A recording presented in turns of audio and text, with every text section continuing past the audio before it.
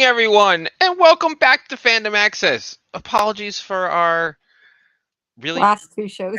the last two shows. Yeah. We're back on track now. Yes. Good evening, Ark. Hope you are well too. Yes. Yes. The last 2 weeks got a little mixed up. We'll just blame it on Karen because she wasn't here. So it's no, we won't blame it all on Karen. No, I know. So yeah, we're gonna get all caught up tonight. I know it's been a minute, but we're gonna finish off Three Body Problem. Karen and I will finish off Shogun. To talk about AHS. And what's the other show? Discovery. Yes, we're up to episode 5 on Discovery. So. Yeah, and maybe I'll talk about some of the stuff that's coming up. But Karen should be here any second. Seen any of the stuff you guys have other than Three Body Problem, so. But next week we'll be adding 2 more shows to the rotation. Actually, wait. No, I take that back. Damn it. Stupid Dark Matter, 8 days away. I was going to say Doctor Who's coming too, but that's 2 weeks. And this time you get to join in our conversation. Yes, I do. Be fun. Yeah, Dark Matter doesn't start till next Wednesday, so we won't talk. So it's gonna be 2 weeks before we get Dark Matter on the schedule. But we're gonna. I guess we're gonna add. I also think that we should check out that Dead Boy Detective. That's what I was talking about. We're gonna add that next week. Okay, yeah, we'll try that. See if it's. I haven't seen it yet. And then I was also going to mention, this is more just update stuff, but I know there's a new clip out of Doctor Who because it was on, even though my DVR screwed the whole thing up, and I have to find it to watch the rest of the interview online. But on Good Morning America, they had the actors on, and there's a clip that they played for Doctor Who, and that's new. I mean, it's not super long or super involved, but it's there. And the what everyone call it teaser trailer for From also came out this week. Wow! I forgot about From. Oh yeah, that's in the fall. So goody! I can't wait to see more of that, but I don't know. See, it's kind of fun when I forget about shows, and then one of us realizes, hey, it's coming back soon because. The hiatuses are so long sometimes. Yeah, it takes a bit. But that's kind of the part of the good thing with all the different streaming stations. There's so much to watch that you don't miss it as much as you normally would. Yeah, there is a lot going on. A lot that's coming on. I was gonna say I was looking for the date because I don't have it in front of me, but Reginald the Vampire is also coming back. Because I have been doing press for that. I'm looking for the date here. And I'm talking to Jacob tomorrow if anybody wants to send me questions through Twitter. Let's see. Season 2 premieres May 8th. So yeah, that one's I guess the same as all the other ones, right? So there's that coming. And then I think I had mentioned Outer Range. I had done because I talked to Josh Brolin, so that was cool. Those will be up soon, but I know you guys aren't going to watch that probably. So there she is. Karen. Hello, Karen. Whoops, she's not on the stage. She is, yeah. Now she is. We're twinsies. Oh, let me change my outfit real quick. Her outfit. There we go, Kitty. Yeah, got a new outfit. Hi guys. Sorry. Hi. Welcome back, Karen. Back. Yeah. Thank you. It is good to be back. Not really. Our world traveler. Yeah, I know. She's probably rather be on the cruise still. What do you mean good to be back? I know. I'd rather be on a beach somewhere, but I had to get back. Yeah. Had to, You came back at just the right time because it's starting to warm up in our area. I know, right? It was hotter here in Baltimore today than it was last week in St. Thomas. Well, I know it was like 80 near here. I don't think it quite got 80 here, but around. Yeah, we were only at about 60, 69 today. It was a little chillier than yesterday. It was like 74. Yeah, yesterday I might. Yep, East Coast is warming up. Yeah. So, well, I hope you guys had some. I don't know. I think you had one show without me. No, we didn't do either. We had some mishaps. We so... we had a little problem the first night, and then we said let's just call it. we were on air for about 7 minutes because first we forgot that you weren't going to be here.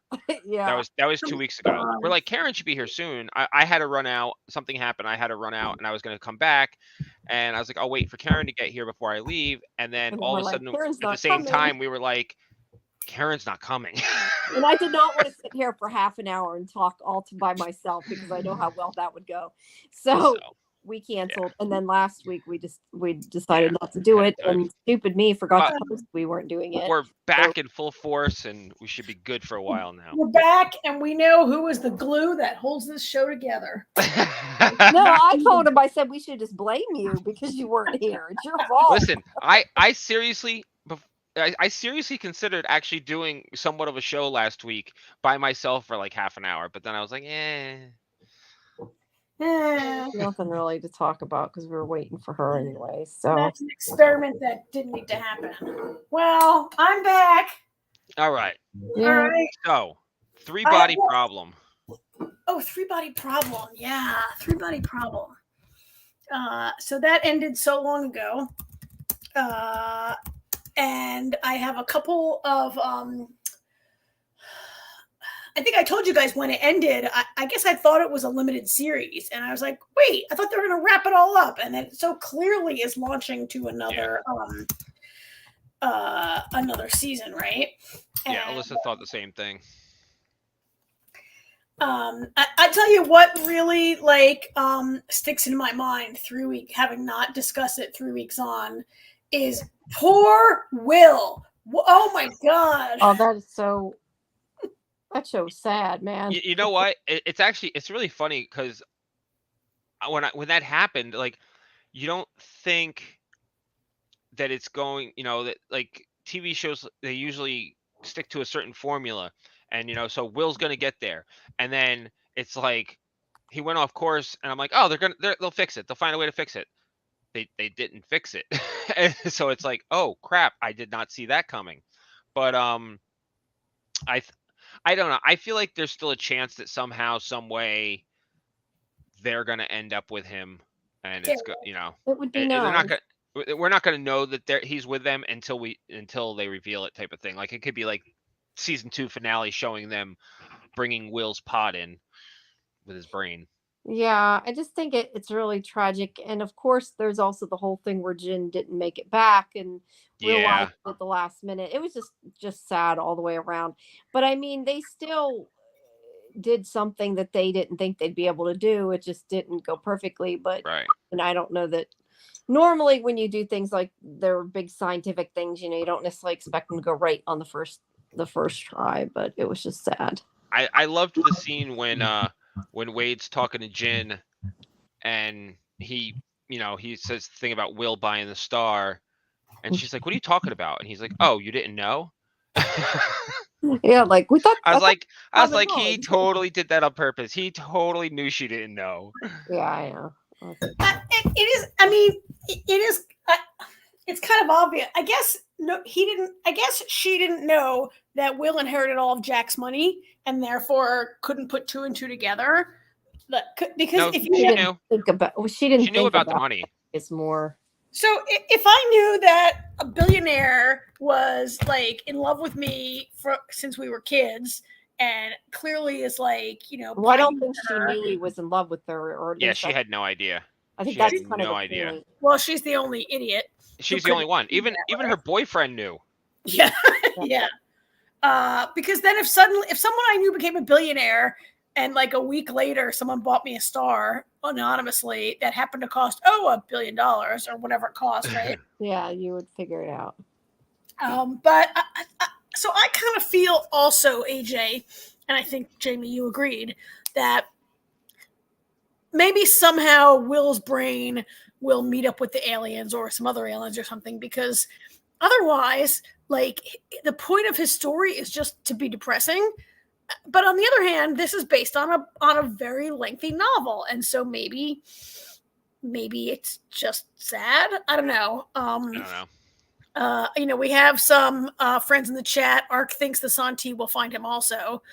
Yeah, I agree. Otherwise, just what was the point of this very sad and depressing story of poor Will, who like unrequited love, gets incurable cancer, inherits $1 billion after that, like some kind of Alanis Morissette song, right? Like the irony of dying, and then he's going to sacrifice himself to save humanity by donating his brain, and then the ship goes Does off. not go as planned. Yeah.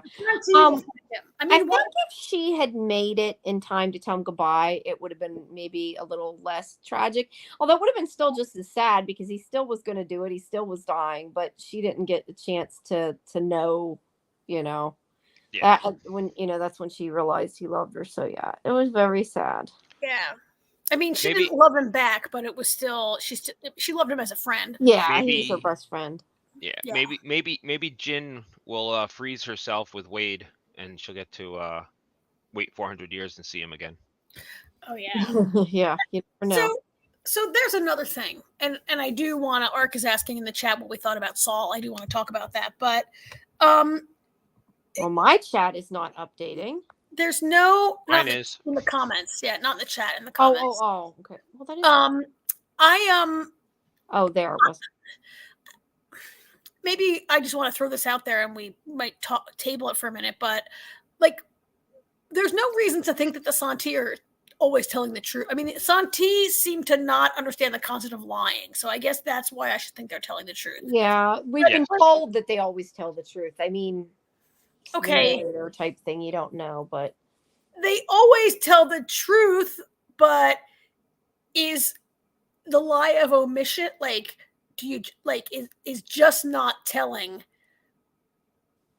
a lie? it's Like still a form of lying, but they seem to be unfamiliar A with the lie by concept of omission. lying, and they don't lie. But does that mean they're necessarily always telling everything they know to the human? probably No, but no, they're I just wouldn't not say so. outright lying. They don't intentionally lie. Yeah, that's yeah, a good they way don't to put it. intentionally deceive, but they don't necessarily Yeah. tell everything. And Ark is saying that she thinks Jin was in love with Will too, or she realized too late. I think she may have. I don't think it was clear whether she realized she was in love with him or whether she loved him as a friend. I think it was kind of open to interpretation. But either way, it was sad as hell. That's all I got. Yeah.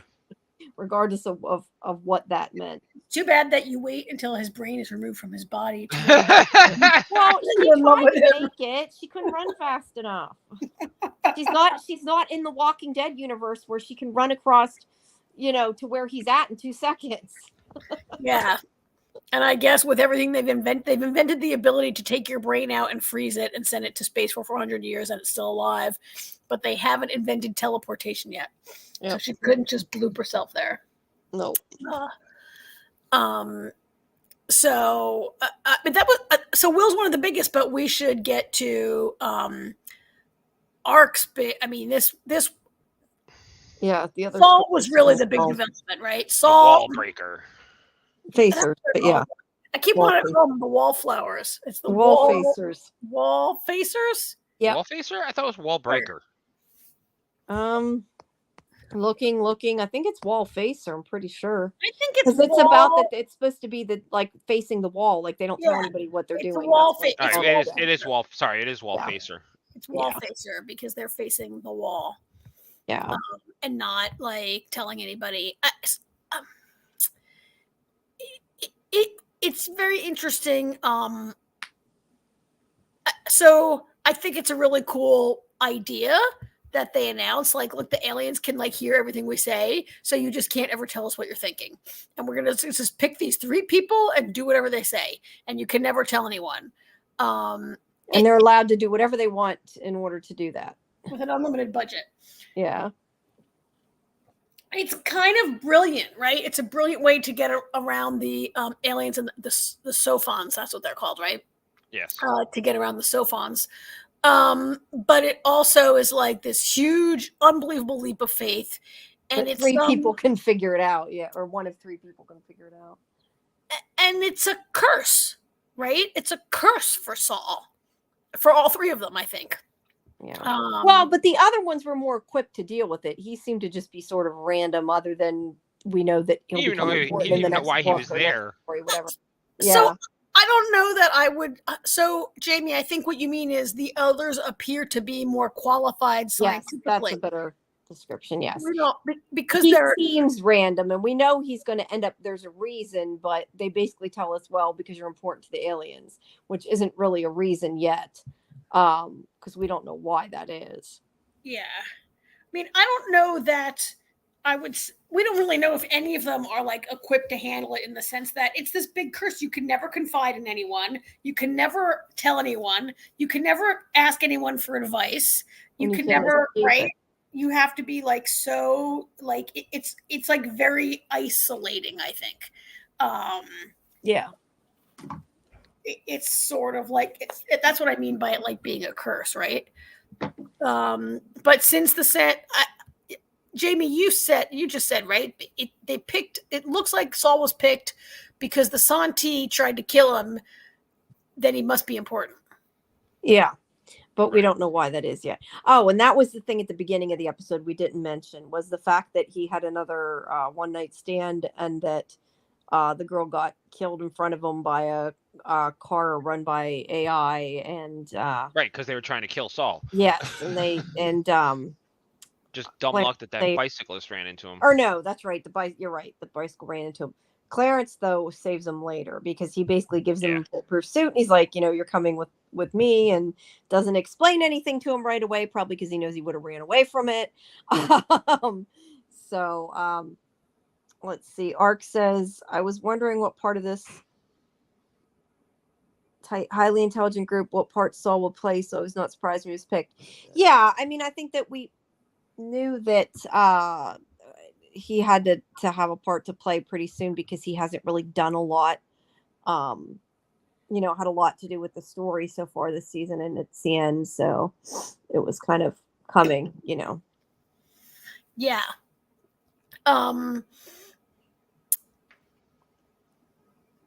So I guess we talk about. I don't even know why we have to talk about the most boring character, Augie, who took yet another really annoying turn with her Actually, character. that was kind of funny. But that now she's all like gonna say like she's all like she's building water filtration systems in some poor country somewhere. I thought she was in Mexico, wasn't she? Was she in Mexico? I think she is in Mexico. I thought right? she was in Mexico. Yeah, Either I think way, place that needed better water. She's obviously like trying to atone for like her sin of killing all those people on that ship, right? Yeah. And she's trying to like save people, save the world in a different look, the Santi are coming for 400 years. So I guess she feels like she wants to alleviate current suffering and try to do something. Which is noble. Yeah, I mean, I can see that, but she has been a fairly boring character. I think we've all agreed. Yeah. She's I like the scene. I like how they transitioned to her from when Benedict Wong's character, who's what's his character's name? Clarence. It's been a while. Clarence. Yeah. Dashi, or they call him Dashi, right? That's his last name. Dashi. Yeah. When he was talking to his son, and his son's like, "Oh yeah, this guy is going to invest in everything," and then it segues into it's the same guy that was financing Augie, and I thought that scene was hilarious when he's like, "You can't do that." She's like, "Oh, I just did." Yeah, that was awesome. Yeah. Give it to everybody and screw you. Yeah. That part was good. Yeah. That part was good. But Saul, I was just gonna say that Saul does not want this job. He's told everybody he's not taking the job, but the problem is, and which is what the woman from Warehouse 13 founder. said to him that that isn't necessarily what matters. What matters is that everybody thinks you are. So it's kind of like, even if he says he doesn't want to do it, then that is what people think is his plan, and that he's like saying it just as his plan. So I mean, yeah, you're kind of stuck with it. At the same time, though, I mean, if he really wanted to, he could do anything he wants. That's the thing, though. I'm kind of surprised. He could say, I'm not going to do it. And he could just get bodyguards around him 24/7 and go off and go on vacation. I mean, but yeah, you can't you can't make people believe you aren't gonna do it. And I'm sure that he'll come around to it. I mean, otherwise, kind of like you said, Well, what would be the point if he didn't? So he doesn't really have a choice because either the Santi are going to kill him or he's going to accept the protection that goes along with being a wall facer, right? And everything he ever does, people say like, "Oh yeah, that's part of the plan." Yeah, that's why I said he can't really escape it. Also, like the entire population of the planet knows that he was chosen, and like, and the ones that are working for the Santi are going to try to kill him every chance. Well, but I mean, it's a very high expectation that all of humanity is counting on you to try to save us, and you're like, I don't want to do it, and I get you don't want to do it, but like, suck it up. He's going to have to suck it up and do it because like the entire like fate of humanity is like everybody's counting on him, right? Yeah. Well, the thing is, it doesn't matter whether he wants to or not, and it doesn't matter what his actual plan is. The Santi are going to continue to try and kill him, so might as well make it worth it. Well, that's why I said technically he could just get bodyguards and go on vacation and do nothing, and they can't question him though. So there's that. And not that he would, but I'm just thinking about it kind of in a flippant way that he could technically. Well, and the Santi, like he could be the guy that figures it out. Like the Santi have the capability to calculate probabilities and odds and what might happen, right? Like they can't tell the future, but they have like tremendous ability to like use information to guess what might which is why in a way it might be good that it is him, because if he is somebody that isn't like somebody who would necessarily be able to figure it out, like what he chooses to do is like unknown, you know what I mean? Like it's more of like they won't be able to guess it so much because he's not one of these people that plans, you know, battles or whatever the other ones were. But he also, so the thing about Saul is like, while he is, okay, Will is always like, I'm the least accomplished loser. I just teach high school physics. But like Saul has stated repeatedly that he's sort of like, not that he's a failure, but you know, when Vera's like, why do you work for me and don't have your own project? It's like, oh, if you don't like get shortlisted, what did he say? If you don't get like shortlisted for the Nobel, it's like, if you don't have certain accomplishments by the time you're 30, you're never going to have it. And I'm not there yet. Like, so he basically is like, I'm not successful enough. It's not going to happen for me. But if I remember correctly, like multiple people have felt that he's the smartest out of the five of them, right? Yeah. He's the only one that doesn't see it because he hasn't made he puts himself down because he hasn't made the accomplishments that he wanted to by this point. Doesn't change the fact that he's still the smartest person in the room. Mm-hmm. Right. Yeah, he thinks because he hasn't gotten the recognition, it's a sign. But he's the smartest. Yeah. Yeah. And the Santi seem to know that. Yeah. Well, right now, him and Jin are like the only ones that are, in the fold trying. So, well, and so they're like the Oxford 2 now, right? Instead of the Oxford 5. Well, 2 are dead, so they're the Oxford 3. Yeah, and Augie, she's just off. She's in Mexico. But there's also Wade, right? Wade is like the man behind the curtain, the Liam Cunningham character. Who's like the head of the project, who directs everything. And he's another guy that you like, I mean, he has openly said like, I'm going to have myself frozen and I'm going to be alive and still in charge in 400 years. And I'm going to say, fuck you to all the aliens. He's really, he's abrasive and obnoxious, but he's becoming more and more interesting to me. Yeah. He's not wrong. You know, and I think it's a good plan. When he was explaining it to, I never would have thought of that. So when he's like, the line forms behind me, and she's like, "You're gonna freeze yourself," and he's like, "Yeah." He's like, "I'm in charge." She's like, "Well, you can pass it on." He's like, "No, I can't." He's like, "The day to day, anybody can do it." He goes, "But I have the plan. I need to see it through." And he's not wrong, because he hands it off to somebody else. Well, they're gonna see things differently, and they're gonna change the plan. And by the time in 400 years. Who the hell knows what that plan looks like if it keeps getting handed to each person, and especially if somebody doesn't understand what the person before them was trying to tell them. So I think it's a really good idea. Yeah, he's you need a guy like Wade in charge of a 400-year alien invasion. Well, and it's the only way that anyone could really have the law. Like, if you always, at the most 30 years hand it off to someone, you're going to go through like 12, 15, 20 bosses before you get there. And he sort of sees the need to like have one guy that is the institutional member. He's the anti-Saul, because like Saul's like, oh, I'm not the smartest, and Wade is like, oh, I'm definitely the smartest. Yep. Definitely the smartest person on the earth, in the ways that he's skilled and smart. He's a great organizer and a good leader in some sense, right? Yeah. So what do you really think was the point of the aliens saying, like, coming and being like, we can show you whatever we want? Do you think it's just to scare him? Because I feel like there's more to it than that. But they're also like, we have a place for you. So I don't know. I'm not sure what I feel like their goal is, I guess, with that whole scene. Wait, which scene? When he's on the plane and they're like, they can see whatever we want. Because they're kind of like saying, we control you, we will do what we want, and you'll listen to us. But if you do what we want, then there's a place for you. So they're kind of like coming at it, I feel like, from both points of view, maybe trying to scare them, but also trying to make them listen. So I don't know. And they don't lie, and maybe they see him in a useful light, I guess.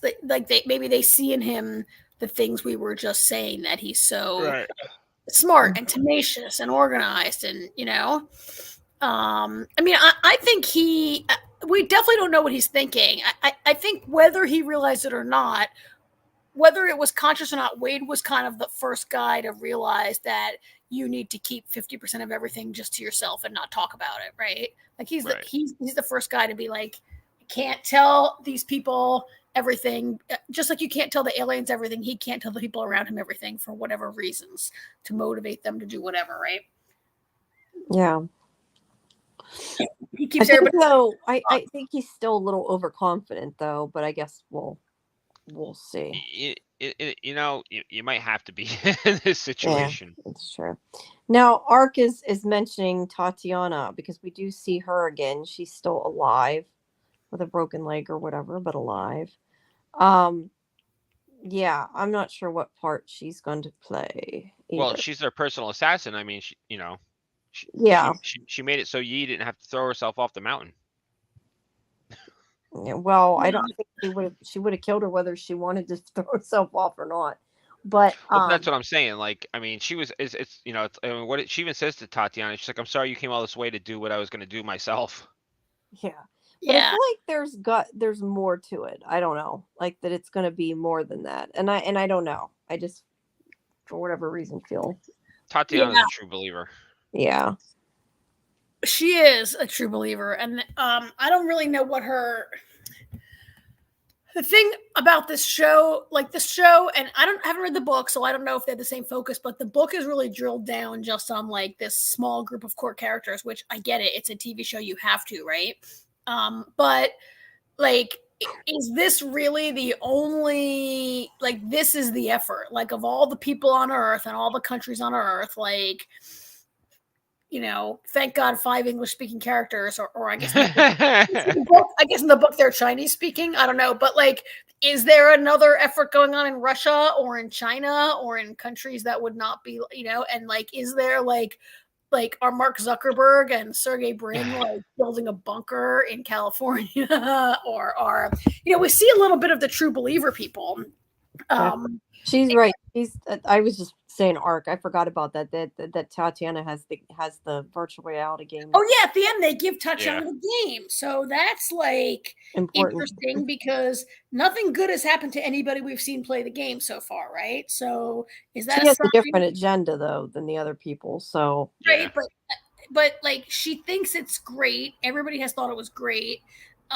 You go in there and you play the game and you talk to the lady with the wings or whatever, but I mean, Tatiana seems to, I guess this is the first time. I don't know where she gets her orders from prior to this, right? Like, who gave her the order to go kill Ye, Dr. Ye. I don't know. She's kind of interesting. I don't know. The other thing about this show that's kind of interesting is that it's the end of the world, but it's a slow onset disaster. Like it's going to be 400 years before they get there. And in the there's time to try to plan anyway. But we've seen scenes where people have killed themselves, and there's been dead bodies and mass suicides and stuff.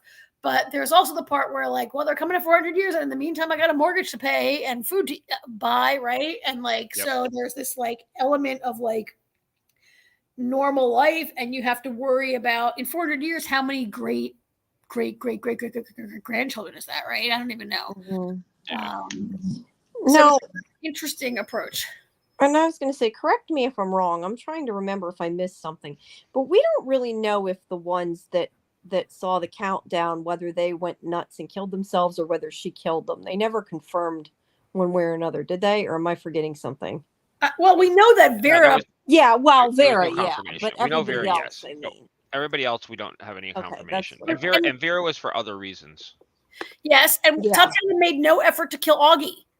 They threatened to kill Augie. Augie was threatened. But Augie did what they wanted up until they quit caring. Right. So. But Augie turned it back on in the final. Augie turned it on back she turned back on her research, and her countdown went to very, very, very low, almost to the last second. Yeah. With no Tatiana anywhere to be seen. So I think, and I don't see. So Tatiana killed Jack, and he wasn't seeing the countdown, right? She kills other. We don't know if she killed anybody other than we saw her kill Jack. We've seen her kill other people.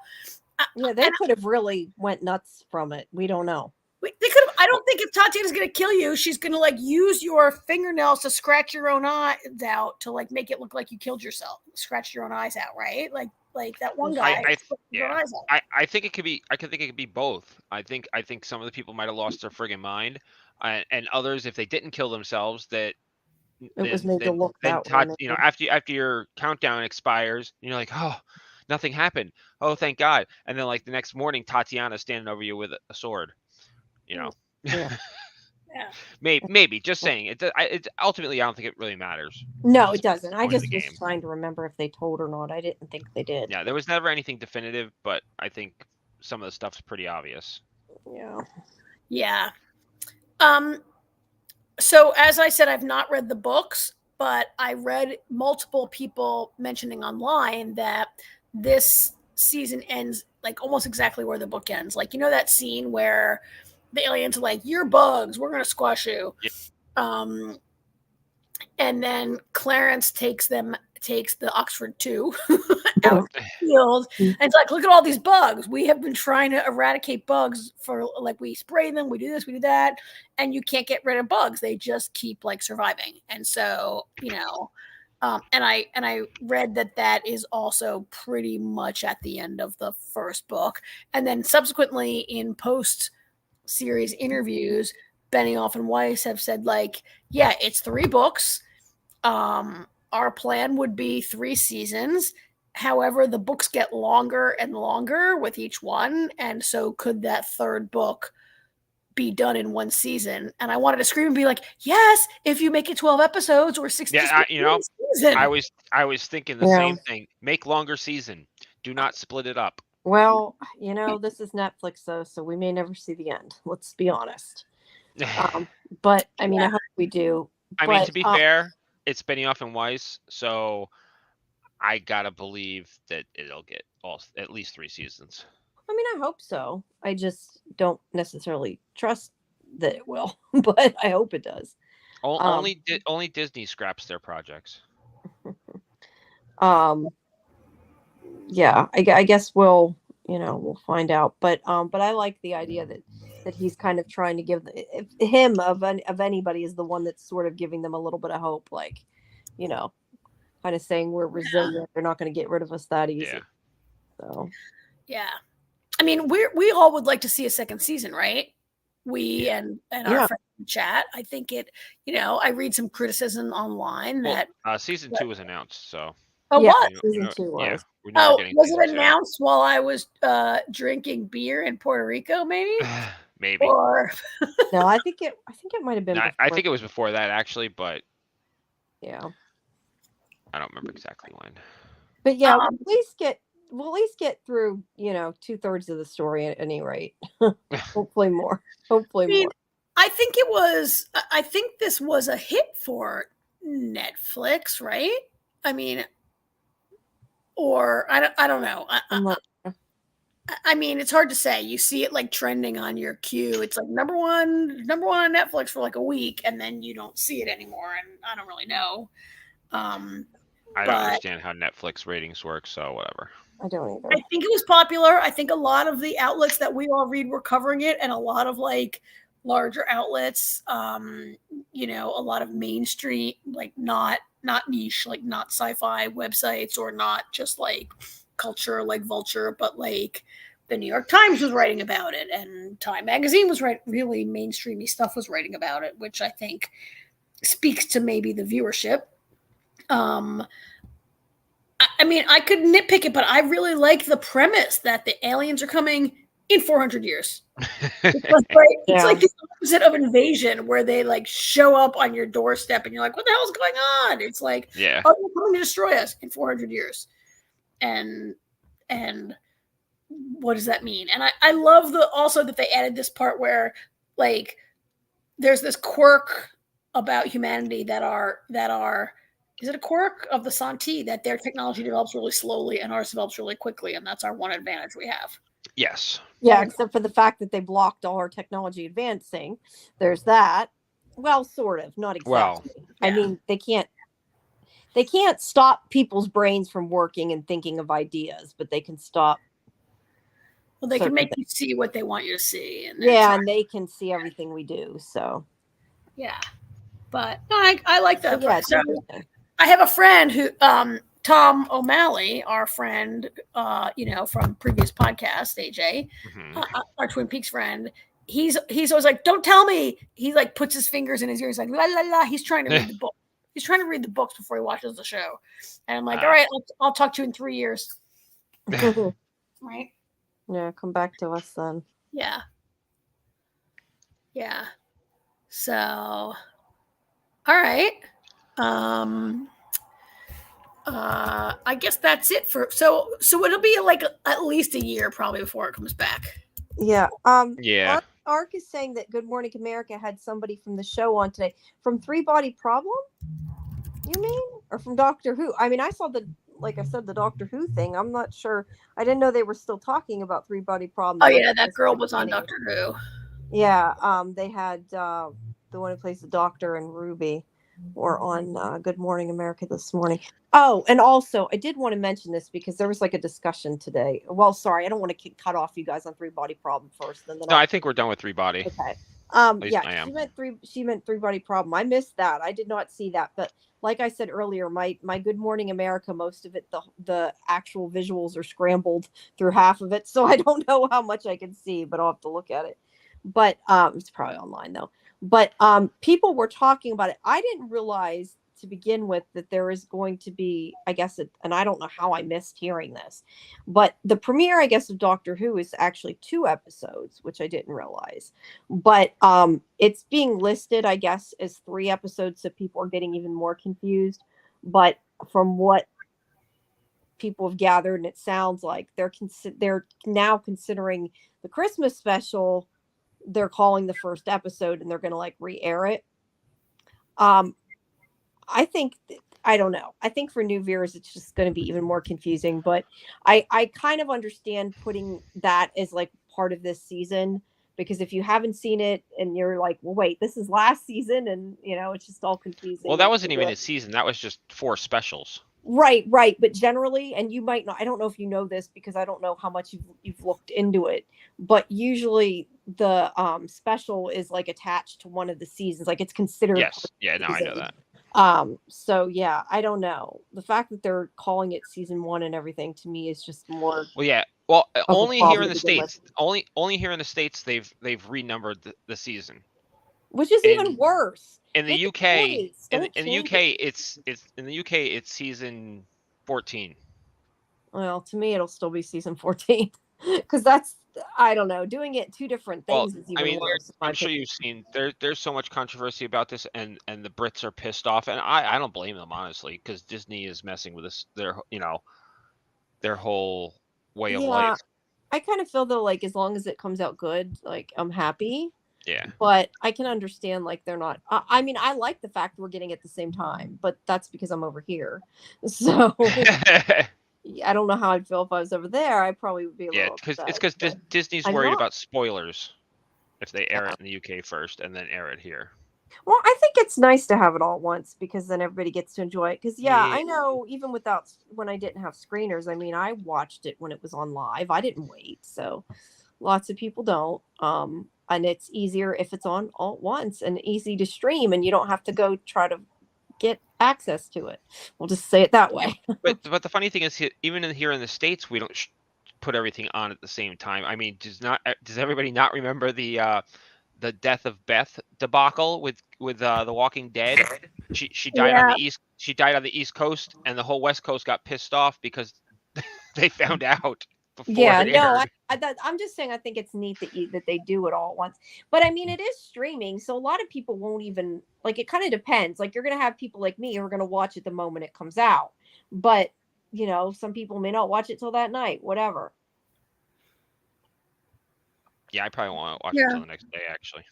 Yeah.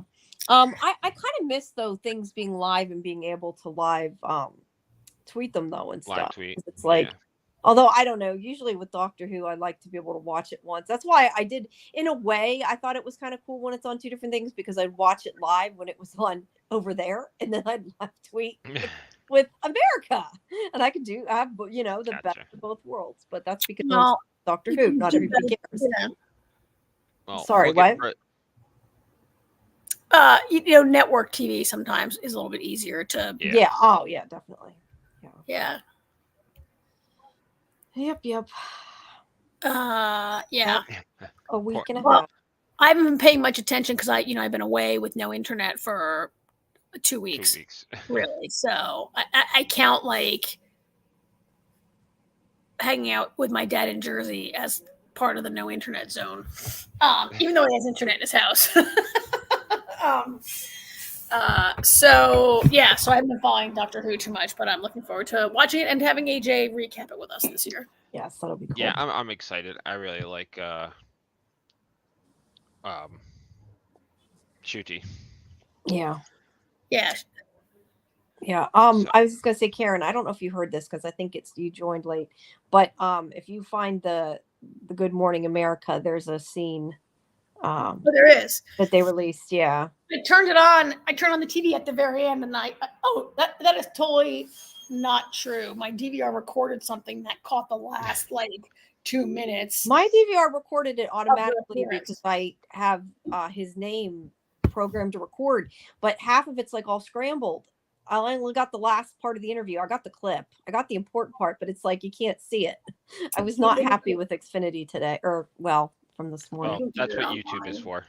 Yeah, I know. We can go find it. All and right. then the other thing, Karen, did you see the From trailer? If you haven't seen it, I haven't seen it. I saw check it an out. announcement that it came out. Yeah. It's on YouTube, right? Yeah. It's on the site too. I posted the video. Okay, I'll check it out on scifivision.com.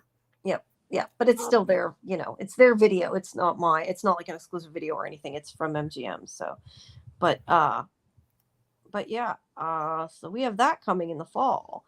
That's far away, feels like, but it's not that bad. But Hey, I'm just glad that it's coming back. yeah, That would have been very depressing if we got left the way we did. yes, I agree. Yeah. Now, is there anything about this being the final season?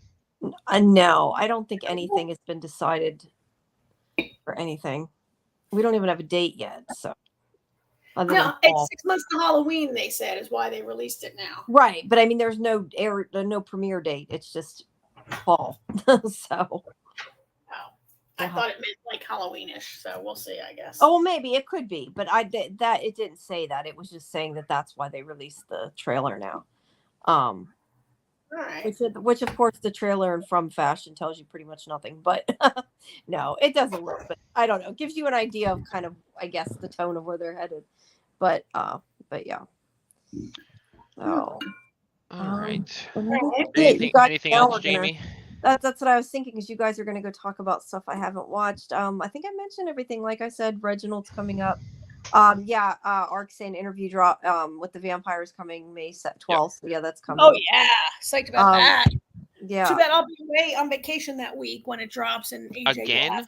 My God, Karen. Well, that's okay, because I was gonna say that's the weekend of Doctor Who too, because Doctor Who's on Friday. That's on a Sunday then, I think. Yeah, on May 12th, I'm going to a cabin to go kayaking for 5 days, and so I won't be back till the next week. I'll have to miss that week's podcast, or whatever we call this now. Is this still a podcast, or is it just a show? I still refer to it as the podcast. Yeah, I still refer to it as a podcast too.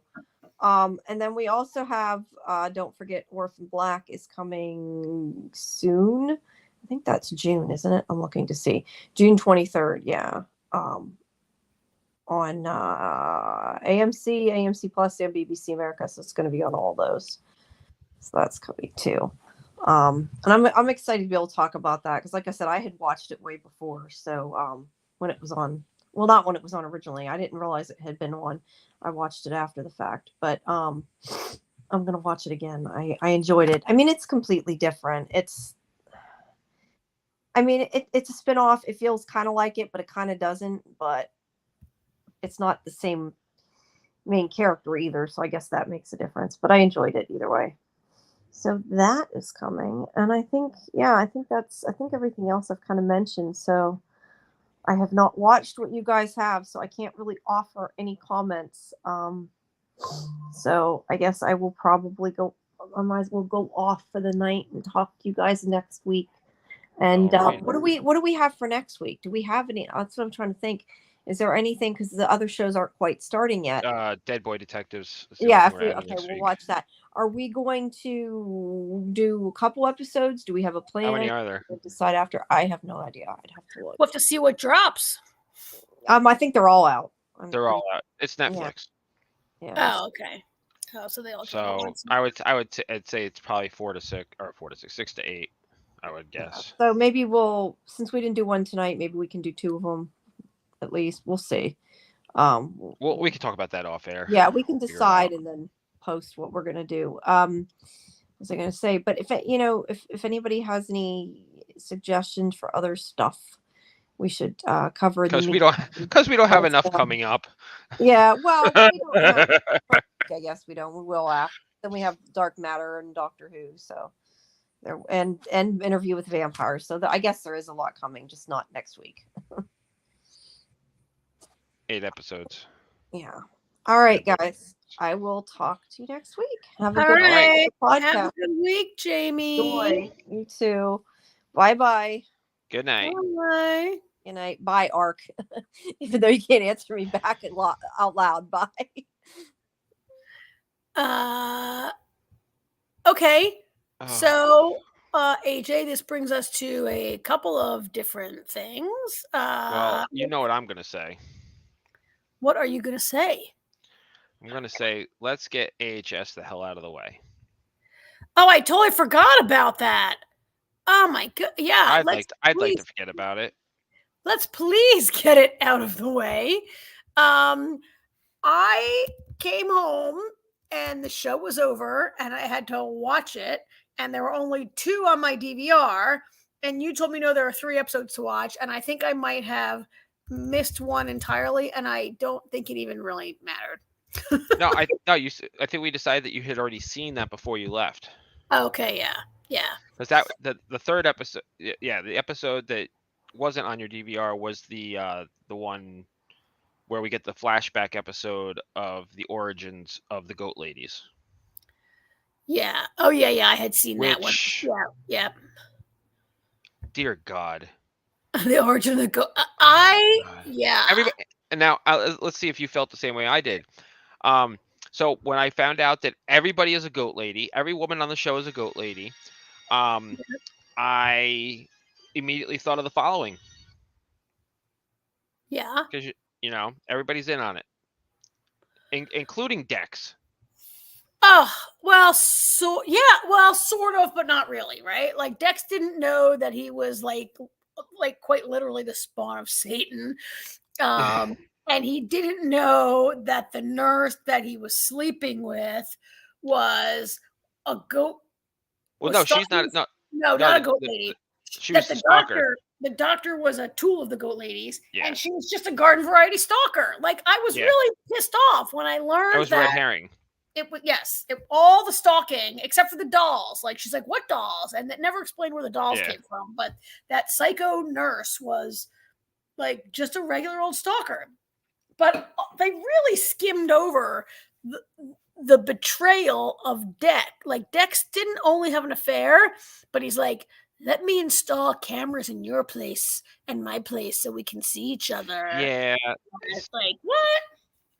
And you know what the funny thing about it is? It's such a red herring on two fronts, because the whole stalker storyline means absolutely nothing.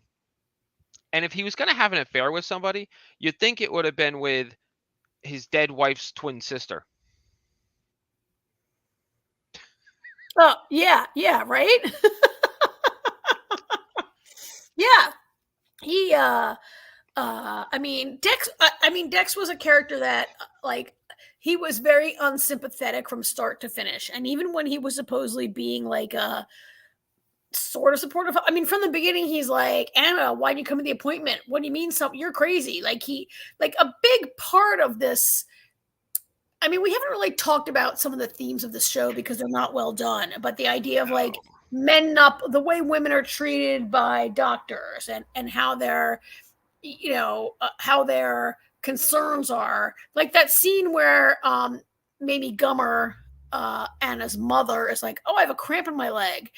And it turns out she throws a PE and dies. And then the husband's like, the husband had been like, you're fine, right? And every single time Anna says, something's wrong with my baby, they're like, oh, shut up, you're crazy. Like that was a theme. And I mean, definitely there was like this sort of feminist thing going on, which we haven't talked about any of it because it's just not well done. And at the end, like, it's we'll get to the end, I guess. We're not there yet. We started out on the origins of the goat ladies, and it turns out that that Dex's first wife is a goat lady, that Cara Delevingne is their mother, and his wife is a goat lady, but she tried to leave the goat ladies and rebel and have a normal life, right? Like someone from Greek mythology or something. And she is like chanting in her restaurant, and they come and get her.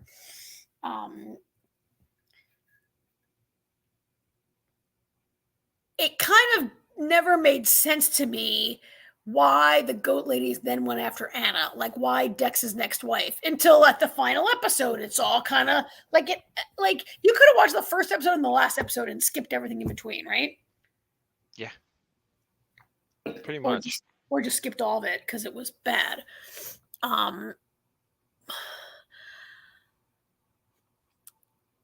It all came down to like a shit ton of exposition in the last two episodes. Yeah, it's funny because before the last episode, everything they've been doing to Anna, I'm thinking, my God, this seems like a lot of trouble to go through to steal somebody's baby. Like, it didn't make sense to me why all this has to happen. I mean, hell, they could have done none of that, gone to the Oscars and been like, how bad do you want this Oscar? And been done with it. Yeah, right? Like, all this other stuff was just unnecessary. I mean, and I found myself while I'm watching it, I'm thinking to myself, I'm like, okay, this is the first time that Ryan Murphy has adapted a novel for a season of AHS. And eventually I'm like, this is so bad. And then I start thinking, I'm like, oh my God, is the novel this bad, or did Ryan Murphy make it this bad? Because if the novel is this bad, how the hell did it get published? So I actually Googled the novel after I watched this, and to see if I could find some reviews or whatever. And I couldn't find much about it. It's well reviewed on Goodreads. It has some good blurbs. Like, I don't know if I'm prepared to blame the author of the source material, or if I should blame the people who adapted the source material. I do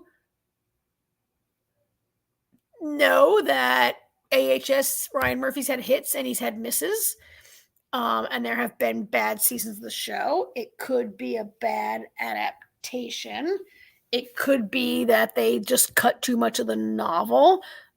It could have been a bad novel, or it could have just been material that doesn't appeal to me, or doesn't. Some books shouldn't go to the screen, right? I don't know. But I did not see that book panned online. I've not seen one person blame the source material for this. Okay, then it's Ryan Murphy. Gotcha. That answers my question. I've never seen anything online that says like, why did he pick that shitty novel to adapt? Gotcha. And I've read some like positive things about it. Like, I think it maybe just was not a good adaptation. That's very likely. These last, over. There's so much about these last three that I didn't really like. I didn't like the whole. So I shouldn't start by saying I didn't like. Sure you can. I really didn't like how over, like, this has always been about like, can Anna have it all? Can she have a baby and an Oscar? And that's very like well trodden ground. It's so tropey, like horror movies. That woman who wants to have it all obviously gets killed by the end of the horror movie, right? And it really became so in that last episode where like Kim Kardashian, or a second last episode where Kim Kardashian's like, how much do you want to, how much do you want an Oscar? What would you give up? And she pats, Anna can say, I didn't understand, but she pats her tummy and is like, would you give up this baby? And Anna says yes, right? And I just felt it was really like, I just don't like the way Anna like gives in at the end. Like, Anna is supposed to be fighting to have it all, and at the end she's like, oh yeah, I'd totally give up this baby to have an Oscar, right? Yeah, it was very uneven. Yeah, it was. There what was like this other part that I mean, I didn't love the entire like massive exposition dump on us, starting with the psycho nurse who dumps the whole thing, and she's like, I'm a psycho, I've been stalking you.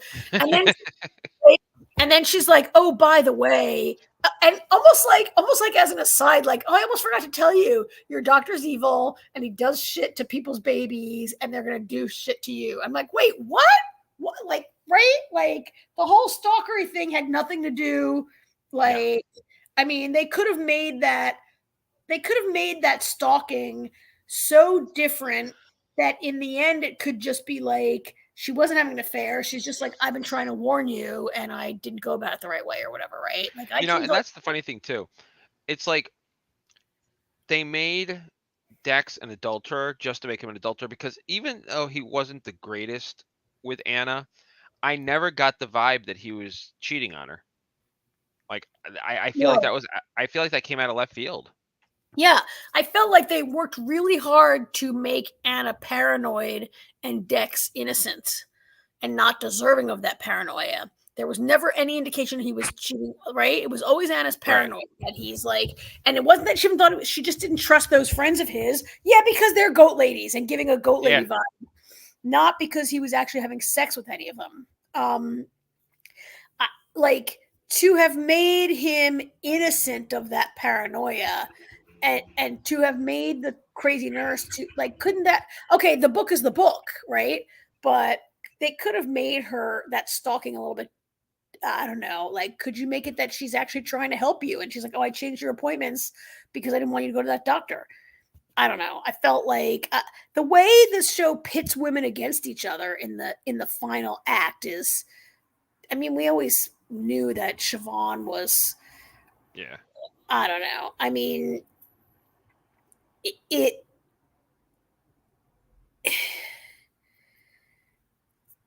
yeah, I know. I know. I mean, the Vulture review was like, what do you say about this show that like is this show saying that feminists are not like Kim Kardashian's like, I want to like smash the patriarchy and bring about the matriarchy by creating the Antichrist. And like, okay, I don't believe that Ryan Murphy thinks feminists are evil. He's a gay man in Hollywood, and he right, like, but this show was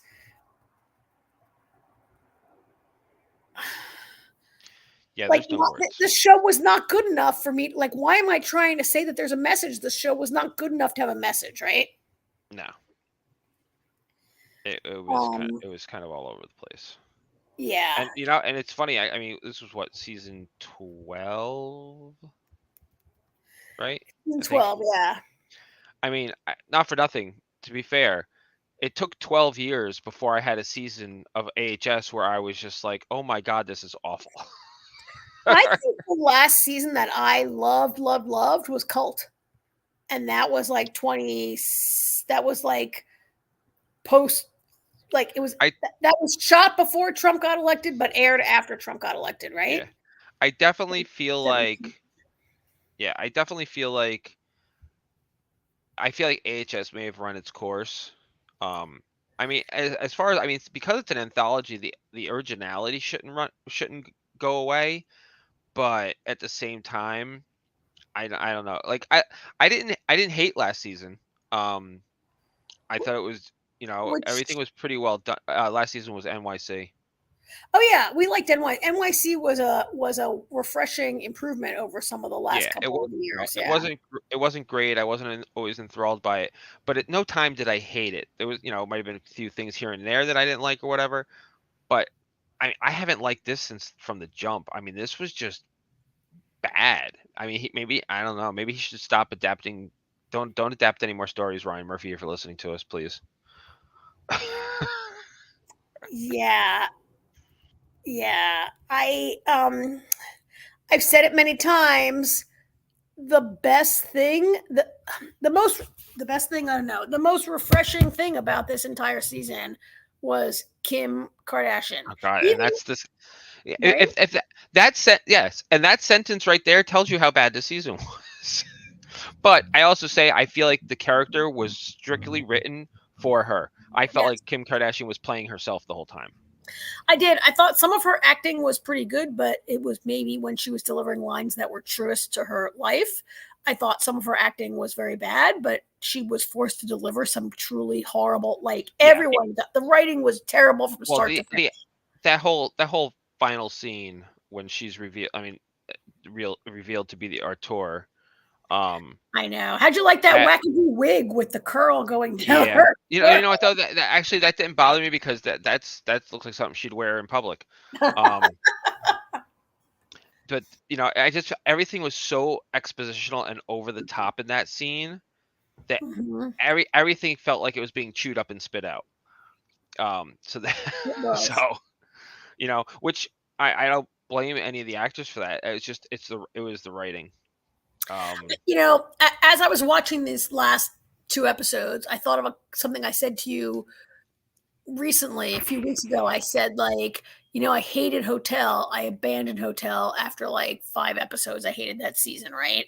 I didn't even watch Roanoke. I hated the circus one, Freak Show. I abandoned Freak Show. And as I watched these 2 episodes, I thought, as much as I didn't enjoy those, like, they were better and had their redeeming qualities. Like Freak Show was not my cup of tea because I didn't like watching a show about an evil, creepy clown, right? But it had Kathy Bates. Like, it was like that season had it had a story and a plan, and it was sort of coherent, and it just had a clown that freaked me out, and I couldn't watch it, right? I abandoned the first season. I didn't watch Murder House because I was too scared of, like, the Rubber Man, whatever his name is. Like, I was freaked out, right? But, like, and yet I watched this crap to the end that I hate, and Well, that's because we agreed to hate watch it all the way through. We did. I think part of it is because we have faith in Ryan Murphy, so I feel like we kept waiting for it to get better, and it didn't.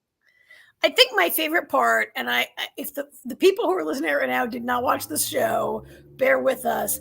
I liked the part. I didn't like it. It was the most outrageous, hilarious part was when Anna is in labor in the ambulance and Dex looks under her dress to try to deliver the baby. And like at first I was like, did her vagina just bite his hand off?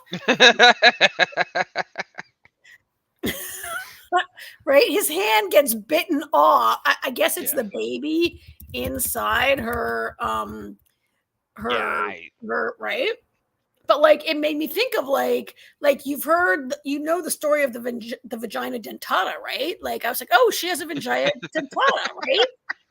It's like, I mean, it's a folk, like it's like an old theory that a woman's vagina had teeth, and like that, like you could be castrated, you have sex with her, and they used to make chastity belts like with teeth, right? And I was like, oh, wow, vagina dentata. But then we learned that the baby has teeth. But yes, she bites off his hand. Somehow he doesn't bleed out. And then Cara Delevingne takes his severed hand and shoves it in his mouth and suffocates him. It was awesome. Yeah. And you know what the funniest thing is? The play on words at the end. You know, this season's called Delicate. Because the book is actually called Delicate Condition. Yes. So you think it's talking about Anna and the pregnancy and being pregnant. You know, you're in a delicate situation, and then after they reveal Siobhan as the head of it, she's like, come to me, my delicates, and I was like, what? Like, what? Yeah. Wait. What? What? What is that? Like, your crew is called delicates? Why? Yeah. They're not delicate. They're freaking psychotic. They are. Yes, they are freaking psychotic. So, that's anyway. Good. Yes. Yeah. Anyway. Hopefully we will not watch another episode of this show for a good long time now. And maybe it will. I do want to say I was looking for some photos to upload at the last minute, and when you Google the show before, and I click an image search, but because I'm not on their website, but I came across the Decider, Decider.com, ran a review. Here's the headline: Delicate finale leaves fans enraged. None of this makes sense.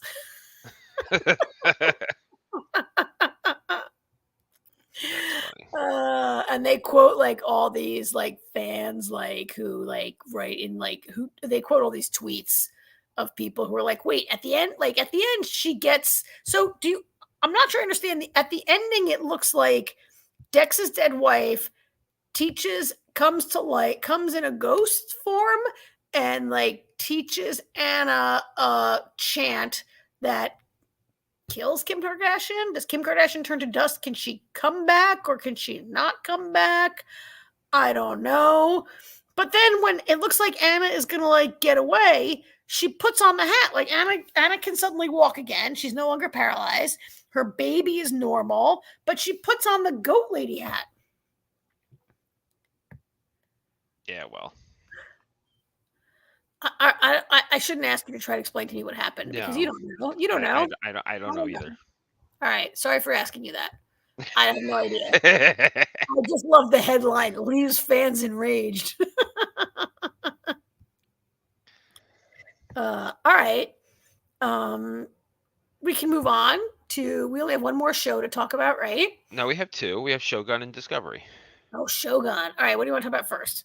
Let's do Discovery. Okay. That'd be a little quicker. I got a little picture there of the whole cast. That's from last season, but it's pretty much, close enough. Yeah, close enough. That's the best I could do tonight. 2 episodes. So we're talking episode 4 and episode 5, right? And all right, the Trill episode, the timey-wimey episode, and the one where they go into the wormhole. The wormhole. Okay. So they're mixed episodes. One was excellent. 2 were like okay, right? 2 were like, I mean, we're episodes 3, 4, and 5 of what 10 or 12 we're getting. So we're moving into like the middle of the season here. Episode 3. I kind of like. So episode 3 is the one when they go to Trill. There was some things to really like about that episode, I thought, and one of the things was getting to see Adira have like some storyline, and I enjoyed being reminded that Adira is still a kid, really, right? Like this is like Adira's first boyfriend, first long distance relationship, and I kind of enjoyed the like trepidation they had with going to see Gray for the first time in a long time. And I mean, they broke up or whatever. And then there's that whole other thing that happened with with Hugh. How'd you like it? I like that they're taking the time this season, being the last season, to kind of incorporate everybody in different ways. I mean, like you said, the whole thing with Adira and Gray, I thought that was really done well. They're these two young people trying a long distance relationship with a lot on their plates, and I thought they handled that pretty good. And then Hugh, I mean, usually Hugh's listening to other people and giving people advice, so it was nice to see him kind of get his own adventure, even though he wasn't playing himself. He had the spirit. He had the spirit of the past Trill in him. But that whole thing was pretty fun. This whole adventure has been fun. This whole thing with the clues, like each one seeming to teach them a lesson before they get to the grand prize. Yeah. And there's a little pit stop along the way. I mean, this is like a really fun adventure, but it's also the last season, and like every episode is sort of like tying up loose ends, wrapping stuff up, dealing with. I mean, the show always like deals in relationships, but like I guess they put the Adira Gray thing to bed in this episode, right? Like they conveniently had to go to Trill. They put that to bed, but they also gave Hugh this very sort of I mean, it was fun to see Wilson Cruz like playing not Hugh, playing this guy that was simply inhabiting Hugh. But I also felt like, so he had this really deep, meaningful experience that Paul can never understand. Adira can understand it. Adira had a symbiote inside her for a really long time, right? Yeah. And I'm wondering like how it's going to affect Hugh and Paul for you to have had this like really deep, meaningful experience. And his husband Paul, I mean, they're a great, cute little couple, but Paul is very less in touch with his expressive of his emotions compared to Hugh, right? But it was pretty good. And we did have it's always I see Reno pop up for a second in an episode. Oh my god, I love her. Yeah, Timitara is awesome. She's really, she's got a new stand up on Amazon. Oh yeah, on Prime. Well, I should check that out. I'm not so into like watching comedy, but I would check that out.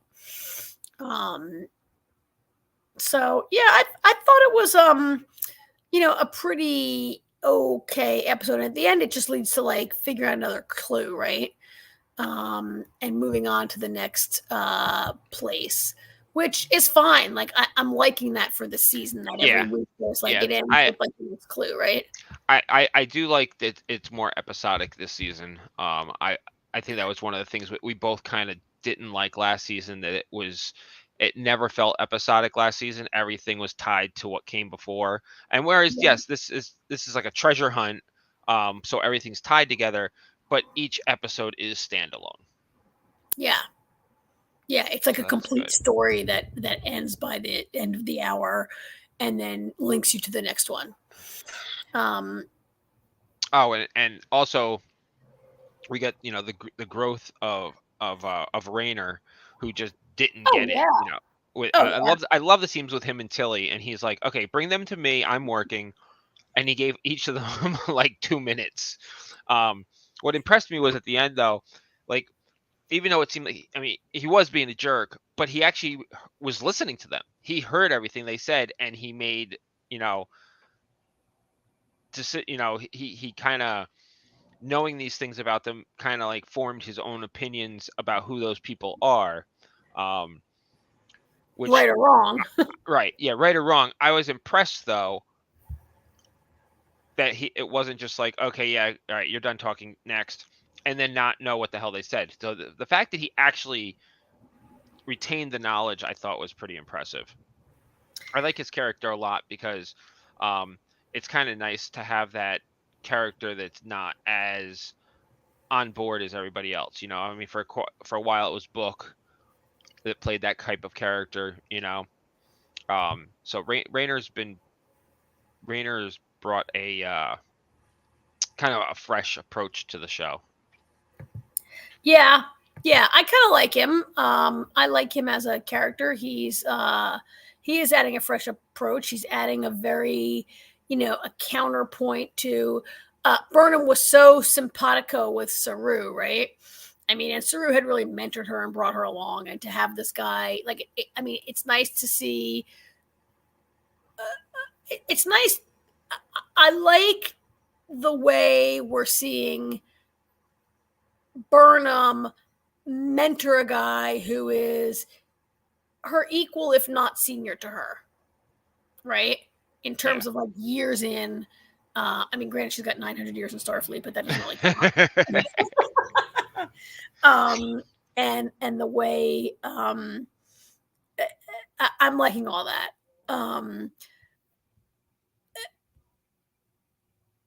And that takes us to the next episode, which was the time bug. I forget what it's called. Face the Strange is the name of the fourth episode, which is the time bug, which crawls aboard, hitches a ride aboard Adira, right? Well, Maul puts it on her with a drill. They smuggled. And it's funny because I said when she did that, I was like, oh, she put a bug on her so they can track them. And the next episode, I was like, it was a literal bug. It was. And as Ark says, time bug running amok, which I think Rayner actually says. It did, yeah. And the bug puts you in like a time cycle that is going to happen, and like it will eventually end, but you don't know how long it's going to take. And in the meantime, you're like going through your own history, and like bad shit can happen, right? And Burnham and Rayner are the first people who become aware of it, or maybe, or I forget Rayner why. figures it out. Rayner figures it out. Well, Rayner's familiar with it, so that's why he realizes right away what it is. And he and Burnham, and then Paul is unaffected because I forget why. Because of his tardigrade DNA, the spore. Yeah, DNA, because of his DNA, because of the whole spore thing. That's a very convenient thing to have in your pocket as a writer, that you could always be like, oh, Stamp is unaffected because of spores, right? Yeah. But I enjoyed this episode. I mean, I think we all enjoyed it because of the like incredible scene where Burnham v. Burnham, right? Yeah. But I also liked how they were like, okay, we think we have 2 minutes until the next loop. Go separate ways, figure shit out, come back, tell me the next time, right? It actually kind of reminded me of a thing we saw on Strange New Worlds last year when. You know what it reminded me of? What? Doctor Who. Oh yeah, it was very timey-wimey. It was timey-wimey. But specifically, like, going and figuring things out, and we'll talk about it the next time around. The Dalek Revolution, the New Year's special. Oh yeah. I remember that. I think I remember that. Yeah, that was recent. Yeah, it was Jodie Whittaker. Yeah. One of the things I liked about this is the final season, and I really liked, like when a show is on the air for, like, let's say like Seinfeld was on the air for like 7 years, 9 years, and Cheers is on for like 9 years, 12 years, whatever. And they would have like, oh, it's our 100th episode, let's do a clip show. Right. Or it's a whatever, and they would do this clip show. And this was a little bit like that, because like they were time traveling, cycling through some of the like the highlights of the last 4 seasons that you would remember, right? Right. Like they see the ship in dry dock as it's being built. That was pretty cool, right? Even though they weren't even there then. And then they like, see themselves, on the bridge in the past before they go through the wormholes of the 32nd century. Like there was some really fun stuff, which I really enjoyed.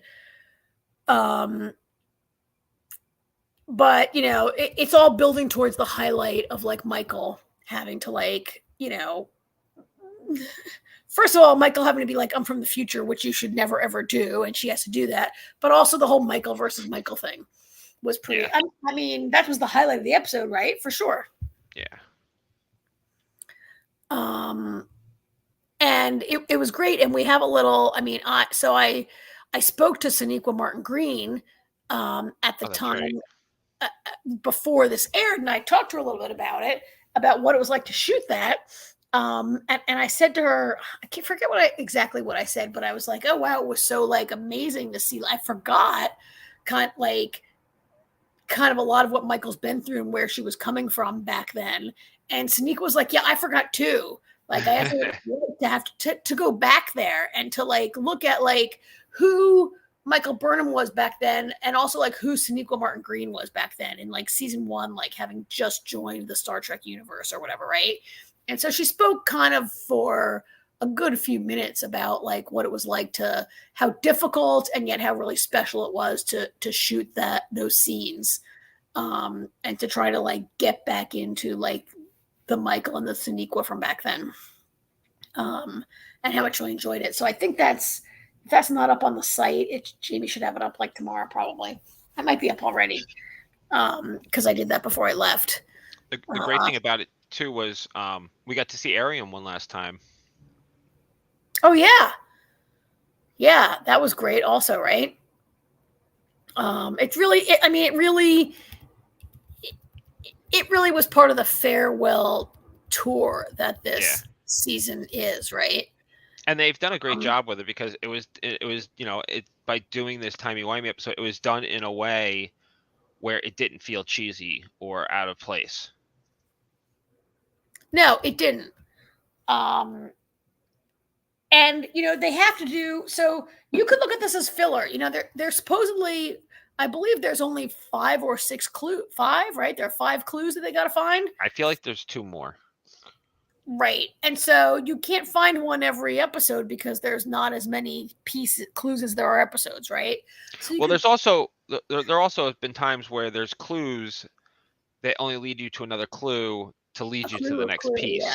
Because like this episode, the coordinates only led them to that led them to the wormhole, which had the actual clue. Yes. Yeah, right. This was like a sub clue, a semi clue. I guess what I'm getting at is that if this wasn't the final season, would I feel this was a filler episode? I don't know. I mean, it was really the Michael v. Michael thing was pretty great. But because it's the final season, this feels like it all feels kind of important and fun and cool to go back and look at all this stuff, right? Yeah. Absolutely. On a show that, I mean, this Discovery is like really about time travel. I mean, this particular entry in the franchise is really about time travel and interdimensional travel, right? Yeah. So I really enjoyed it. To me, it was a highlight. Yeah, I do too. Cool. So then that brings us to the wormhole episode. Yeah, I didn't like it as much. Really? Oh, I got really excited when the ISS Enterprise was in the wormhole. Oh, yeah. Okay. I said that thinking that how much that I didn't really maybe care about the Maul and Locke backstory. Like maybe but yeah, the ISS Enterprise was kind of awesome, and that was another thing like about the go ahead, I'm sorry. I'm ranting. No, I was just gonna say see, I like the backstory of the Maul and Locke, because I've been feeling all along that Locke doesn't seem as into it as Maul. Maul seems very angry. She's got her mission, whatever it is, and Locke's kind of like I feel like he's just going along for the ride. Like he doesn't always seem as into it as her. And then with the backstory, I find out why. He's just he just madly in love with her, and he pretty much will do and go wherever she says. They're kind of like Bonnie and Clyde, and he's Bonnie who fell in love Yeah, I with guess. Clyde, right? Or I guess that's a good way to put it. I guess it's the right thing. He's just so in love with her that like you can it and it showed more in this episode. I felt that he can tell that certain things are wrong, but he's going to do whatever he has to do to be with her, regardless of that. Yeah, I mean, she's definitely the more. So I don't want to say she's bad. She's more damaged for sure. Yeah. Arc loves backstories. Oh yeah. Yeah, I'm not so much. So I'm less about the backstories, I guess, because I don't know if it's a backstory that I really was. There they are. That I really was that I was looking for. It was fine. I guess it's always good to understand her motivation. Like without that motivation, she's just a bitch who's trying to steal shit and get money, right? Yeah, pretty much. I mean, I mean, her story actually makes more sense now, and a little bit sympathetic, because she just trying to get to put her feet up and not have to look over her shoulder anymore. Well, but then we learned that like Locke, there's a bounty on them also. Like Locke is green, and he shot his uncle. He shot his uncle, who was like a big wig, the big boss of the breed, and now there's a bounty on them. And it turns out like the reason they're so desperate to find this thing is they think if they can get it, they can like buy off the bounty on themselves somehow. Yeah. Or something or trade it for their freedom or something, right?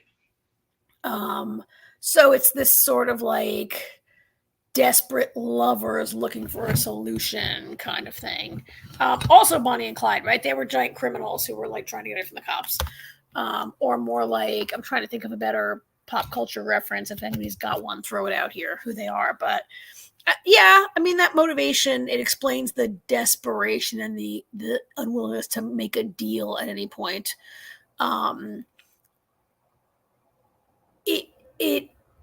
I guess, if you've been watching the show for 5 years, as we have, it's sort of, to me, and I think to you, it's sort of like, well, okay, let me stop right there. There's the booker of it all. While we're on Maul and Locke, there's the booker of it all, right?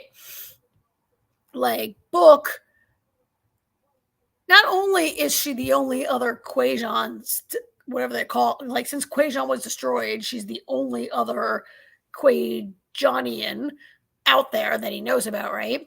But it turns out that they're sort of related. I mean, they're not really related. Like, her father was the original Booker, right? Right. The original Cleveland Booker, or Cleveland Booker is not both of their father. He's Maul's real father. Right. And Book's mentor. Right. And so he was a terrible father. Like, he ditched Maul, right? Became a courier, and then he meets up with Book or whatever. But Book tries to explain to Maul, like, look, he was like with the Emerald Chain. He was like a courier, and it was really dangerous, and he like didn't want his daughter to be in danger. And Maul's like, yeah, whatever. I can make him a courier anyway, and like he was a terrible father, and screw him, right? So she doesn't want Book in her life at all.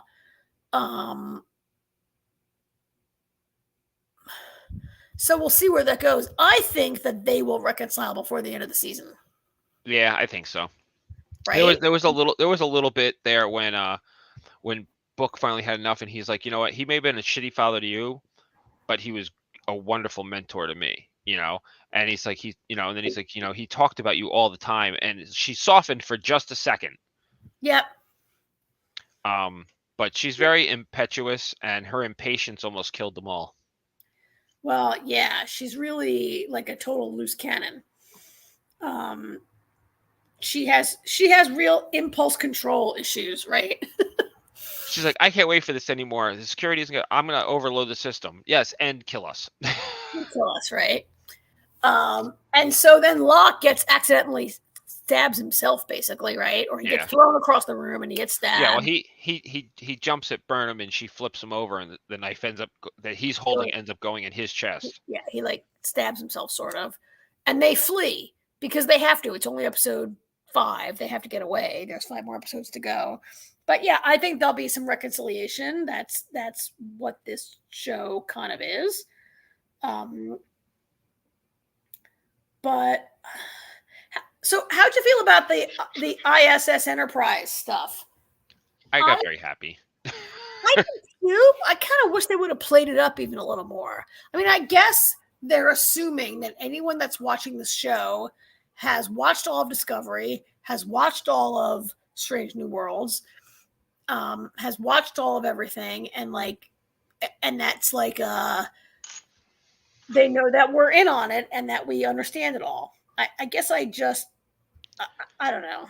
At the very least, if you're watching season 5 of Discovery, you've seen everything of Discovery. So, and if you're watching Star Trek and haven't seen anything but Discovery, you at the very least have heard of the Enterprise. Oh, of course. So whether or not you know the history behind the ISS Enterprise or not, you get it. Yes. And there have been many ships called Enterprise over the last 900 years. You know that. I mean, I think that she keeps Michael refers to it consistently as the Terran Enterprise, and we all get that because we saw all that, right? I guess, and we saw the part where Book is like, oh, look at this thing that they left here, this plaque or whatever that they left here about how it all played out, and there was a slave rebel leader named Saru who led them to freedom. Well, actually, it didn't say Saru, but it did say a Kelpian rebel. A Kelpian rebel. Which it was kind of obvious. Yeah, it's like, oh, Saru. Oh, then he goes, oh, Action Saru. Yeah. Yeah. That was pretty cool. I think. Do you think we'll see that ship again? I think we will. That ship. I think it could have been another nostalgia thing. Just another cameo. It could be possible. I mean, they're sending it. I mean, I think they're sending it to the museum. So. I think so.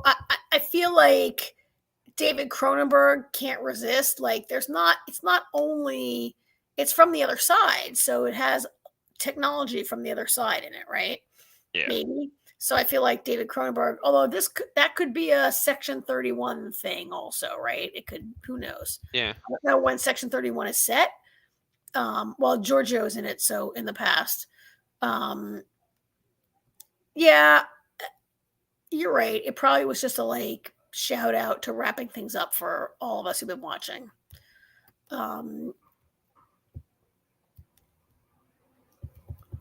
So, yeah, I mean, that was whatever. I don't know what to say about that. It was great. I've talked about it enough. I can't say anything more about it.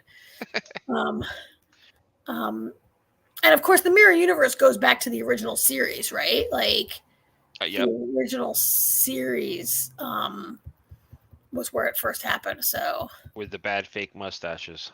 Oh yes, Spock with that terrible mustache and a Van Dyke, right? And that's right. I forgot about the Van Dyke. It was like a Van Dyke. And they, God, I wish I could show you this picture. I just looked it up. There's Kirk also had a sleeveless, his uniform, whatever he's wearing was sleeveless because, they had to have Kirk be, showing some skin.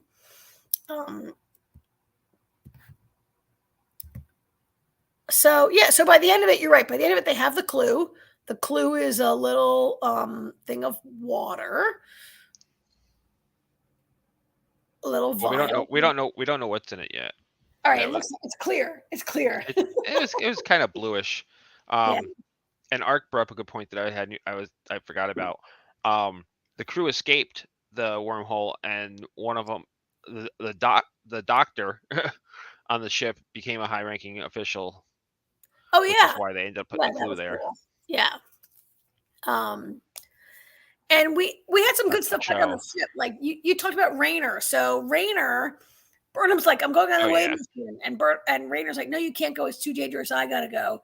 And Burnham's like, no, I know you just don't want to be left alone here with the crew. So guess what? You gotta stay and deal with the crew, right? And he has to actually like command the crew and like deal with them without her being around. And he actually like has to like trust. Does he trust them, or he trusts them, but he's like, isn't this where he says to like Stamets or Adira, they start explaining something and he goes, less words, fewer words, and he wants them to one Yeah. sentence. Oh yeah. Yeah. He goes, I don't need to know how the cake is boiled. And Oh, Adira's yeah. like, boiled? You boil your cakes? And he goes, yeah, don't knock it till you've tried it. But he really deals with like pretty much everyone on the ship in one way or the other, and he gives them all a little bit of time Well, and a little bit of space. that was a pretty great scene on the bridge, when they're trying to figure out how to make the wormhole bigger. And he's like, all right, a case of whatever to whoever comes up with the solution. And and he sees it's how it comes together, and what Burnham's been telling him about having faith in the crew and letting everybody's throwing ideas out, which transforms into a solution. Yeah, you can't just ask one person for the solution. They all like to bounce ideas off each other, and every person is a part of it. And everyone really was in this episode. Yeah. Yeah, it was pretty good. I thought it was a pretty good week. And now it's going to send them off to the next place where they have to go. Yeah, which we don't know where that is yet, but we'll find out Thursday. You find one, and oh god, now there's another thing. There's another thing. I feel like I've seen that movie. Maybe it's Indiana Jones, where they're like, oh, now there's another thing we got to find. Maybe that was in National Treasure. Now there's another thing we got to find. Actually, no, I think it's in Harry Potter. Like every time they find a clue, now there's another thing we got to find. So we only have 5 left. I'm kind of bummed about it. Bittersweet. Yep. So. All right. So. Shogun. Let me scoot up here and find my little picture of Shogun. And in the meantime, so we now are talking about the finale of Shogun, the last 2 episodes of Shogun. I think last 3. Last 3. So that's taking us back to episode 7. Right? No, 8. There were 10? There was 8. So that's 6. No, wait. There was. We're going back to episode 6. There were only 8, right? However many there were, we're going back to 3 episodes ago. I don't remember. Okay. Doesn't matter what the episode number is. The point is that Toranaga is a shrewd businessman. Oh yes. He goes to extremes. He let one of his oldest vassals commit suicide to keep up the ruse that he's actually going to turn himself in. Oh yes, that was an amazing episode. That was episode 8, right? Of 10. Okay, so there's 10 then. Yeah. That was an incredible episode, and also because like I loved that the guy knew, right? His name is Nobu. I'm gonna look it up. His name is Nobuku. No. I forget. Look it up. I'm looking it up because it was Nagakato. His name is Nagakato, and he gets it at the end, which is like amazing. I mean, he's his oldest and most loyal guy, right? So it stands to reason that he would figure it out. But it was amazing. This was a really good one, yeah. You learn a lot more about what's going on in Toranaga's like plan there, and what that it's not going to be good, right?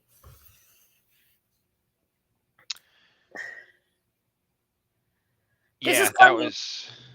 I'm What? sorry, the son was Nagakado. This is coming right after the son died. The last time you and I talked was when the son falls and cracks his head and like Yeah, dies, which. right? Yeah, dumbass. It was actually really convenient because it turns out he doesn't actually have to show up now to like be surrendered and killed. They're like, oh, all right, your son died. We'll give you like a month or two or whatever, right? They give him, Yeah. it's 49 days they give him to turn himself in. And he's really like, he's able to stay home and mourn, but he's really like pretty slick because while he looks like shit, he actually has all these plans going on. Yeah, he played everything very close to the vest to the point where even his own people didn't realize what was going on because he had to keep it that way so that it looks like he's actually going to turn himself in. Like people need to believe that that's what he was actually doing. Well, and he was looking so like haggard, right? Like his son died, and he's like coughing, like he has tuberculosis or something. And he's like, okay, I'm totally gonna come and surrender, but I need time to bury my son. But he was very slick in this whole. Yeah, he was like, I mean, I just love watching his mastermind through this entire show, the entire season, right?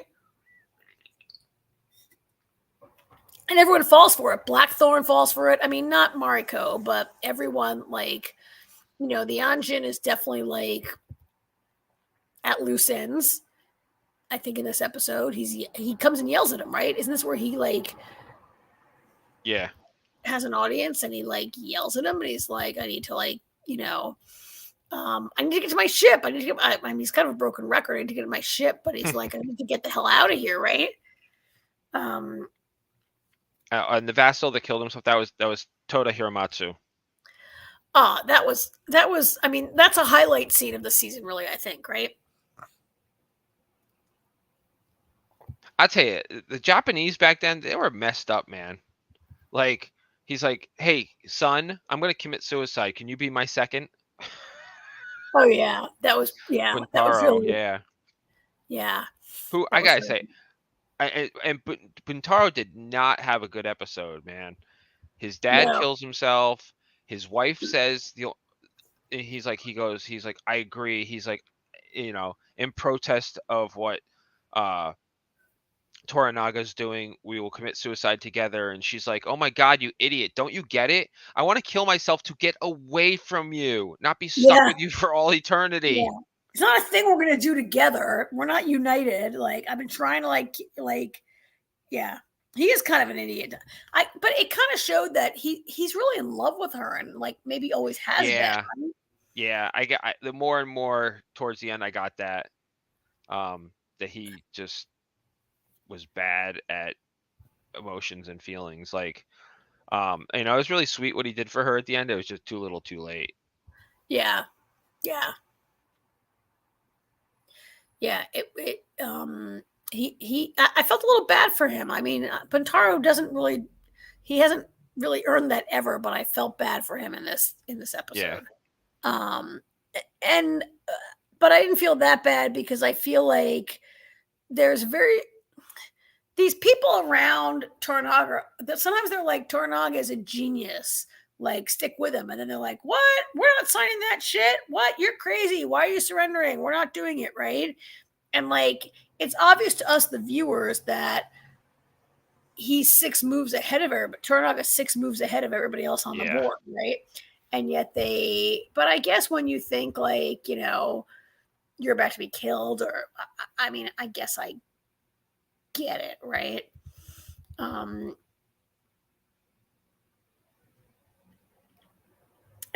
it's huge. I mean, after you watch the rest of the season, it is huge when Hiramatsu kills himself, and it's revealed that Hiramatsu knew he was in on the plan, and he sacrificed himself. It's not a good sign for anybody else in the whole, right?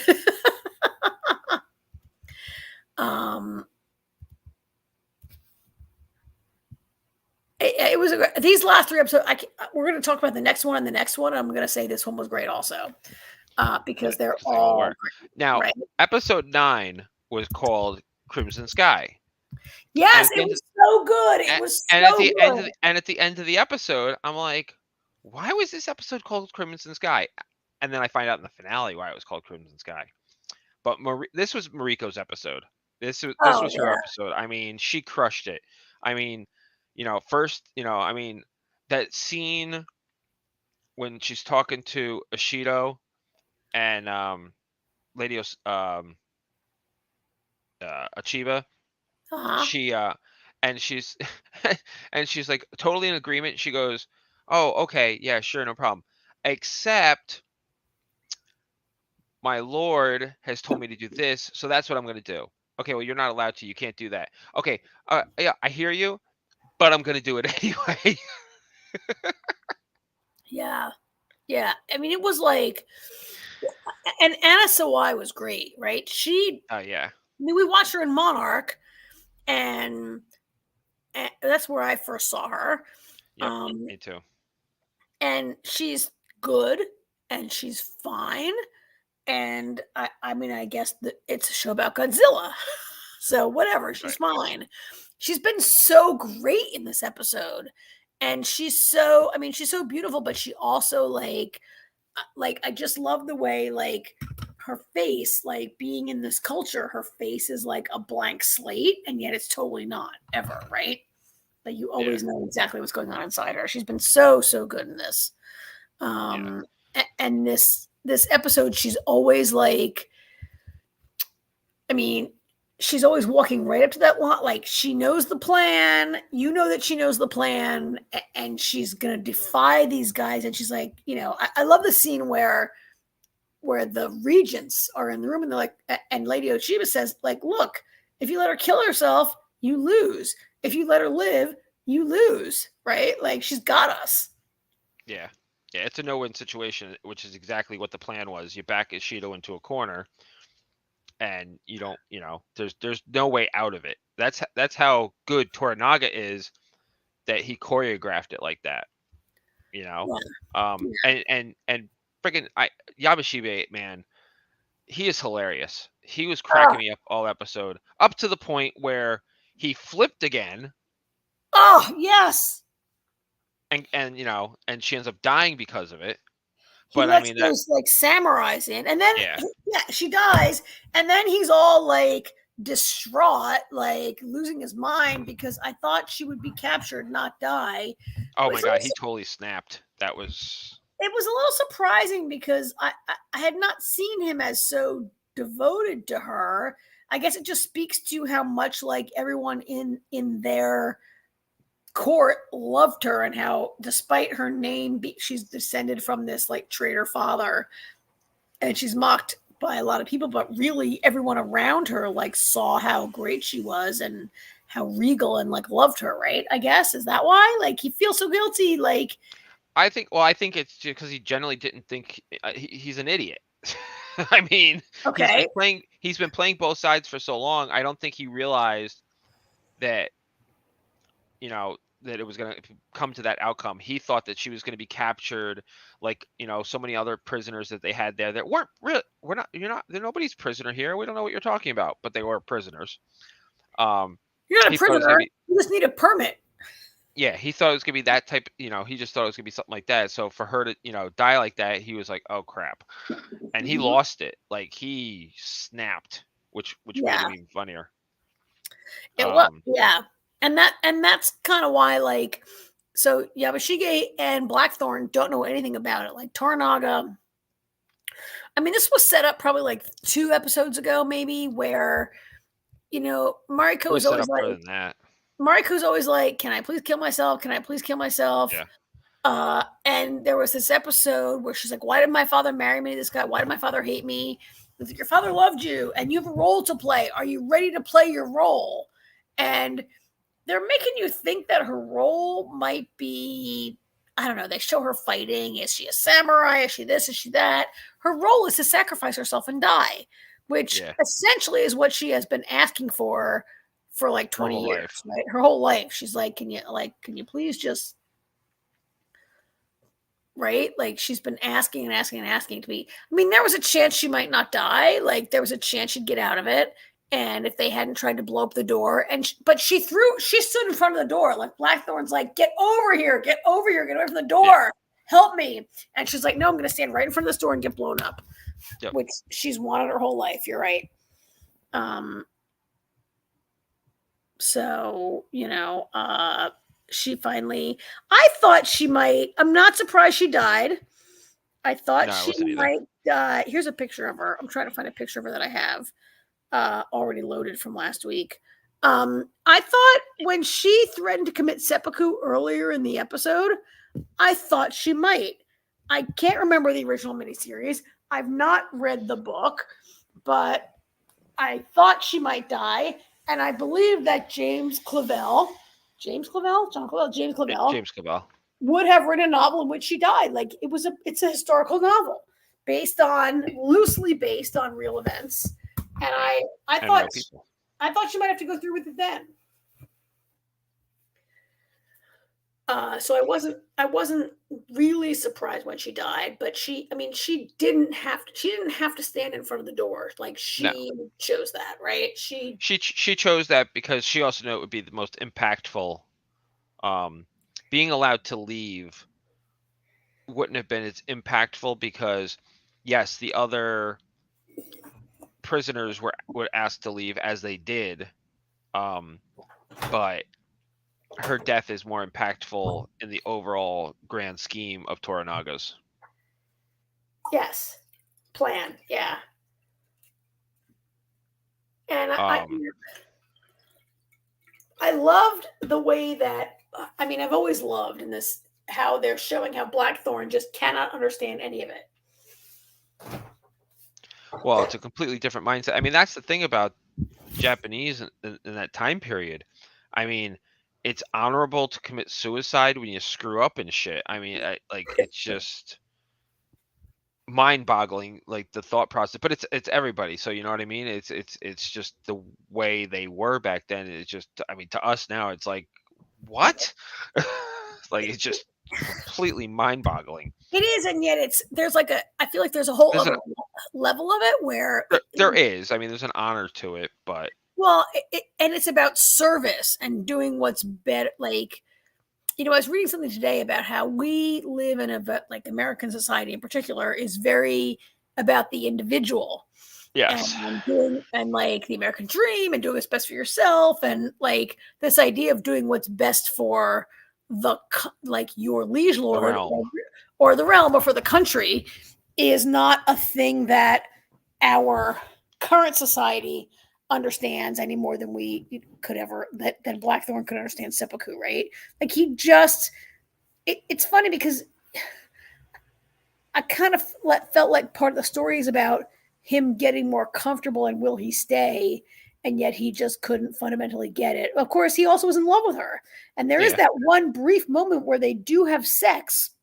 In fact, I actually like when the samurais break in and the two of them are like sleeping together. Actually, they're fully clothed, sleeping together on the floor, and they sit up. And for a minute, I was like, "Oh, they're going to be disgraced for having sex." And I was like, "Oh no, wait, they're about to be murdered by samurai. Who cares?" Or not by samurai, they're like ninjas that snuck in there. Right? that was a great scene too. A great scene, but a horrible scene. Yamashige is the worst of the worst, right? Like that he turns sides again. He was just so I'm gonna show Ark here, and Ark has this comment about the time jump, and in his hand is her cross necklace. You think he did good in the end? Yeah. Well, but see, here's apparently it wasn't a time jump? It's not a time jump. It's not a time jump. It's a vision that he's having when he's unconscious. It's a dream. Essentially, yeah. Yeah. It's so the creator. I fell for it at first too. Yeah, I fell for it at first too. I thought the same thing. And while we're watching it, Artie, I said to Artie, I was like, well, clearly he gets out of Japan because I was like, that's clearly England that he's at with those two little boys and his grandsons who have English accents. Yeah. Yeah. I was like, there's no way that's Japan. I was like, the houses aren't made of paper mache. Um, Well, yeah, um, he's really in and England. then it And the boys he are mentioned it. saying the He boys are. Let me just Go interrupt ahead. you a second. The boys are saying, is it true you got this from a barbarian, and that they could only have gotten that from Blackthorn, right? Like Right. right. So like that he has left Asian England and looks back on Japan as a land of barbarians. Anyway, then AJ, so then you go and Yeah. watch the whole show. So well then today Artie actually mentioned to me that that wasn't a time jump, that was of just a vision that he was having when he was unconscious. That they taught that the creators were doing an interview and they made that more clear to everybody. Apparently, he has the cross. The rosary is there in that scene, Yeah.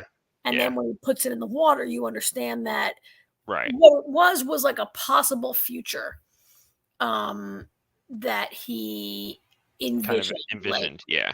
Like Yeah. that would have been his possible future if he had left England, if he had left Japan and gone back. And it's actually funny Or had because he never.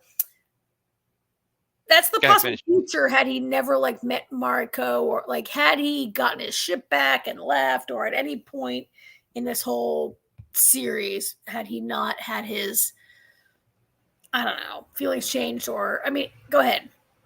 I was just gonna say it was funny because um now I forgot what I was gonna say. I lost my train of thought. About it being a possible Um future, and he oh, I know what it was because I know that some of the characters in the novel are based on real people, and I know the character of Blackthorn is based on a real person, and he never left Japan. So I was confused by the scene to begin with. But then we get to toward the end, and Toranaga even says he's like, I don't think he's ever going to. He's never, I don't think I'm ever going to let him leave Japan because as soon as he rebuilds it, I think I might have to burn it again, burn the ship again. Yeah, and someone's like, "Why are you doing that?" He's like, "Oh well, in the end, he makes me laugh." I'm like, Yeah, "Wait, he's what? entertaining. Have you ever laughed in the entire show? What?" Yeah, he really had no real use for him the whole time. He entertained him. I mean, that's a little sad, and it made me, because at the end, it's also revealed that Toranaga is not the pure.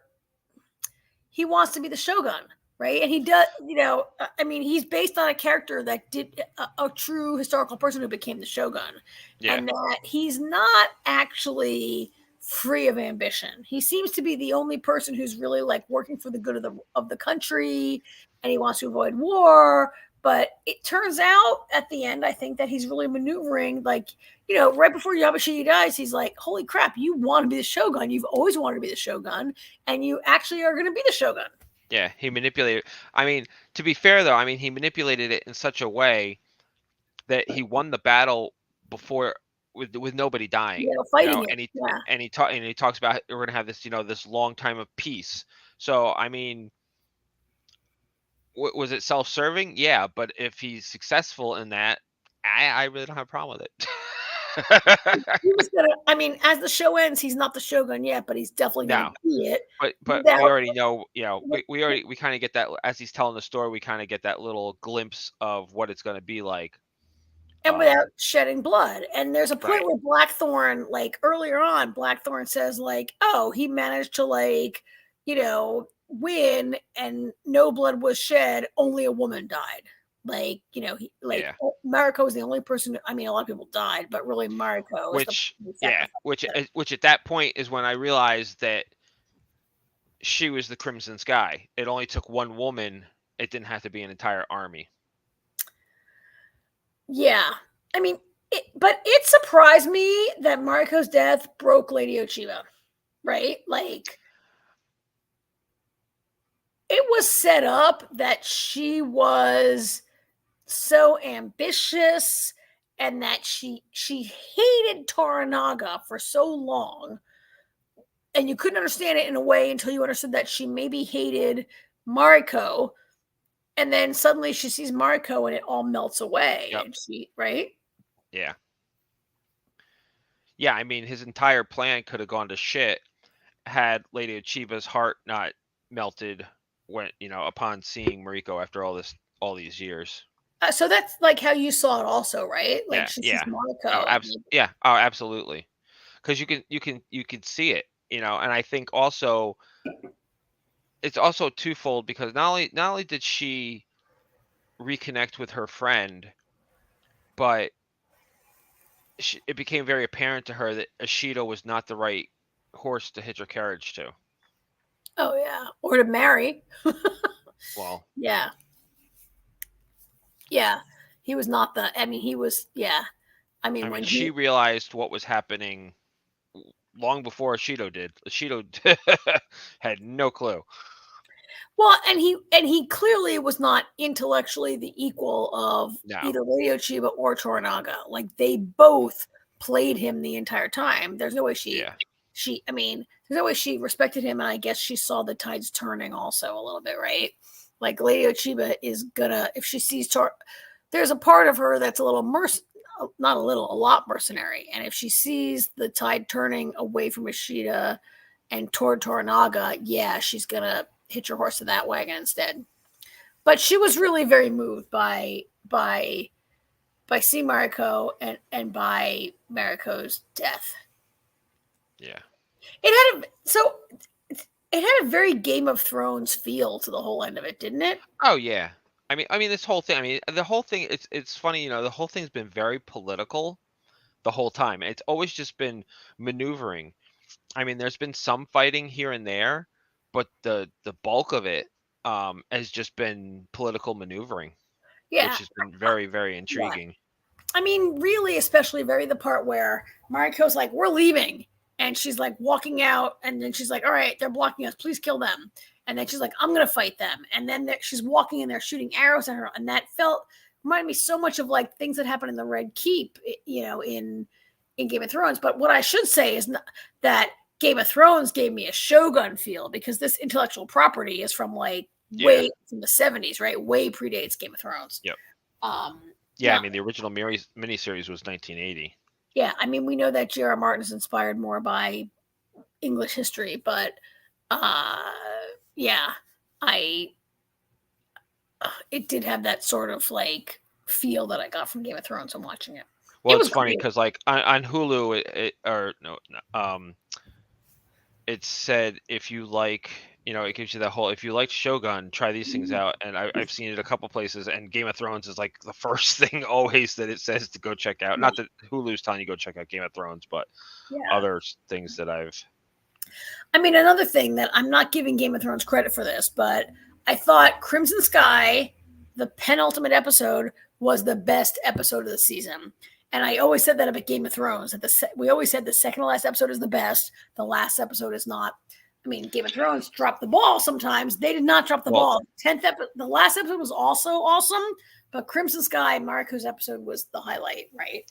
Well, I mean, that's pretty much true of anything, though, because the final episode is always like the wrap up, The coda. Yeah, the coda. You're right.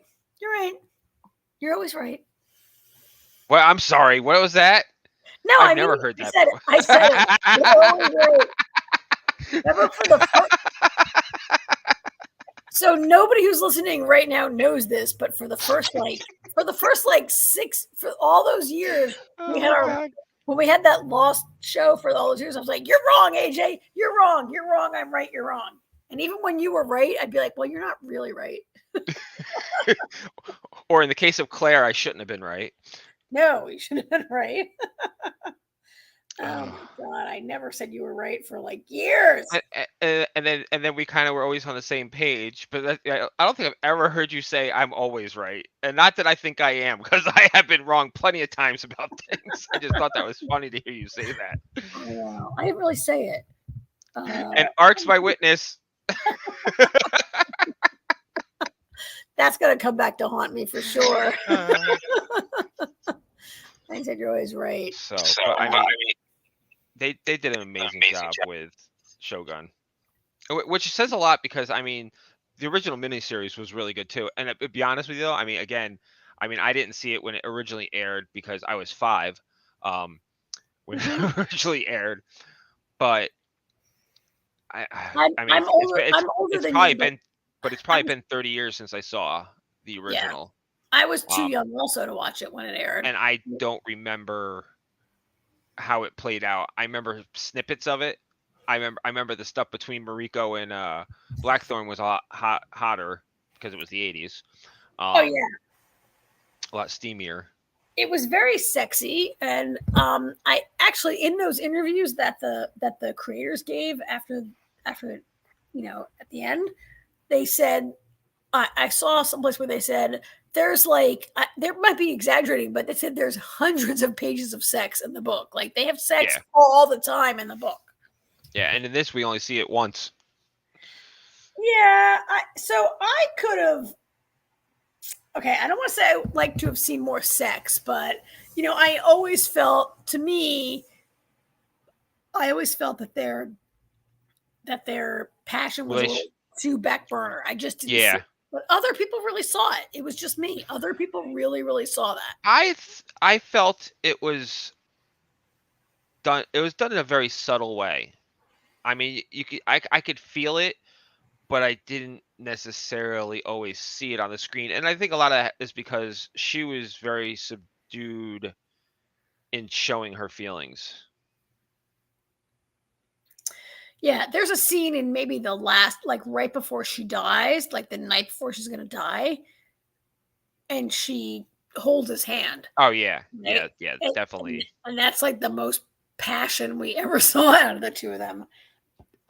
Which, granted, they had to be very careful.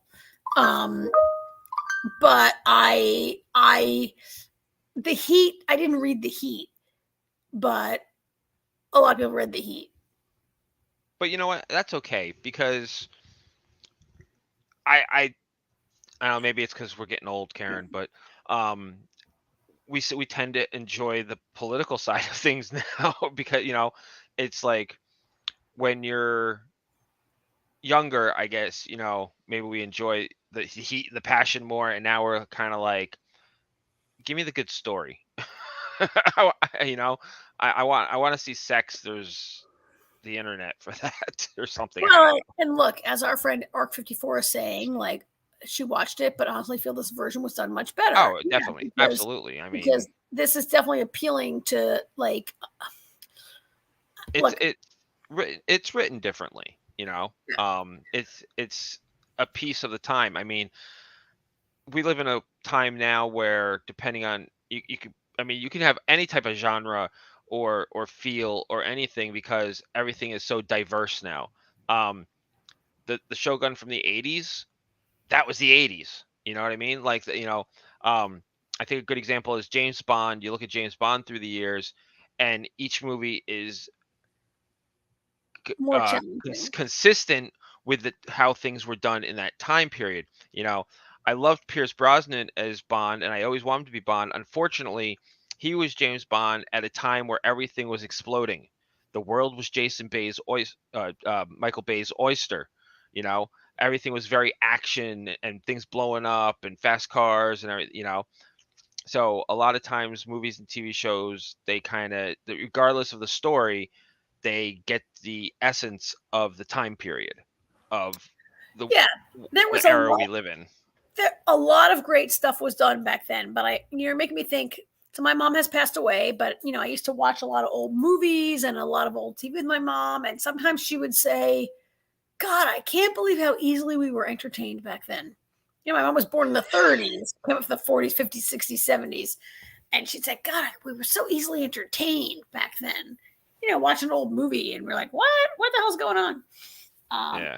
Not that the earlier Shogun doesn't have its merits. Oh yeah, I mean earlier Shogun. I mean, I think it might have. It was not. I'm pretty sure it was nominated for best miniseries back then. I know there was something it was nominated for. It might have even won. Yeah, it was probably groundbreaking at the time, and it was an age. Look, I appreciated something about the era, the 80s or other. We're gonna get off the air soon, but the 80s and other like that was the age of the miniseries. There was only like 5 channels. There was no cable, and there was Roots, and there was Shogun, and there were other kinds of like big television events that the entire country watched together. And that Thornbirds. The Thornbirds. Oh my God! Also Richard Chamberlain. He was in the Thornbirds, and he was in Shogun. Yep. Richard Chamberlain was in everything back then on TV. And even V and other kinds of things that we all like. There was some great, even Dynasty, that we all were into together. But yes, I agree. I gotta say, I feel this version was much better done. I haven't read the books, but it probably, obviously dug into. It was in the books much better. It obviously has wider appeal to a bigger audience, and it was so well done. And we're ranting. I'm going on and on now. I'm gushing. What I'm doing is gushing about how much. It's funny, with how heavily influenced the political side of everything was. You know what it reminded me of? The Expanse. It got me thinking about The Expanse. Well, I love a good political show in space, in feudal Japan, wherever. And actually, it's funny. There's a movie with Millie Bobby Brown on Netflix called Damsel. And there's a dragon, and the dragon is voiced by Shohei. God, I can't pronounce her name right now. You know who I mean? Shoria Dashlu. Yeah, couldn't pronounce her last name from it. It just left my brain. But yeah, it was voice. And she has such a distinctive voice. Like, as soon as the dragon spoke, Artie and I were like, "Is that?" Yes, it is. We liked the dragon even more after that. Yep. Yeah, she's fantastic. So, all right. Well, I guess we better wrap it up. I actually have been watching a couple of new things. When I went away, before I went away, I watched some new stuff on Netflix, but I don't even know what I was watching. We have to talk about it when I get back because I can't remember. The only thing I've really been watching outside of the normal stuff, been watching The Tourist with, what the fuck's his name? Jamie Dornan. Oh, is that good? It's pretty good. It's crazy, but it's pretty good. I might watch that new Elizabeth Moss thing. I binged all of The Handmaid's Tale in like March. And so now I'm on Elizabeth Moss kick, so I might watch her new show also. Artie was telling me also he was reading up on the author of Shogun, and apparently there's a novel out there. I don't know what it is, what the name of it is or anything, but apparently it's like 1,000 pages, and everything's leading up to this huge battle, and that's where the book ends. What? And in an interview, he was asked why he ended the book in that way. He said because he got bored writing the story. Oh, is that I don't know what book it is. He's written a bunch, and so many of them on TV. Like Noble House was on TV. I think Taipan might have been on TV. Did he write Chesapeake? I don't know. He might have written Chesapeake. I'm not sure. No, that's Michener wrote Chesapeake. But Clavel wrote The Great Escape. Yeah. Which is one of the greatest movies ever made, really, I think. Definitely up there. And he wrote The Fly. He wrote the original Fly screenplay. I did not know that. I did not know Clavel wrote the original screenplay for that. Yeah, he wrote the original. Yeah. So all right. What are we talking about next week? So next week we have some more Star Trek Discovery, and we might have some new things, and we might have some new shows coming out that I can't think of right now. Next week is going to be very quick. Because because the following week we've got a lot. We've got Doctor Who. We've got Dark Matter comes out on the 8th. Actually, no, it'd be 2 weeks for Doctor Who. Doctor Who wouldn't be next week, but in 2 weeks we've got it's 8, 9, 10. Yeah, so in 2 weeks we'll have a bunch of stuff coming, but All right, so perhaps next week we'll cover whatever we got, and maybe we'll each bring a surprise show to talk about. I'm going to bring a surprise thing A to recommend. surprise show. I'm going All to bring a right. surprise to recommend to you guys to watch. Okay, I commit myself to finding something good to recommend for next week. All right. Sounds Okay. good. All right. All right. Thank you, everybody, for listening. Ark, a pleasure to have you in the chat as always. Yes, and thanks to everybody who's watching us on X and on YouTube and everywhere else you're tuning on. I think we got some people on some other platforms also. There's a Twitch watcher, a YouTube watcher. Yep. So thanks, you guys, and I will have some time to actually put some visuals together next week also. Yeah, no more. Yeah, you got. Yeah. What do you got? What, you got 2-3 weeks before you go on vacation again? Yeah. And of course, we wouldn't be here without Roger. So thank you, Roger, and the NDB Media team. We appreciate it. Yep. All right. Good night, everybody. Have a great week, everybody. Good night.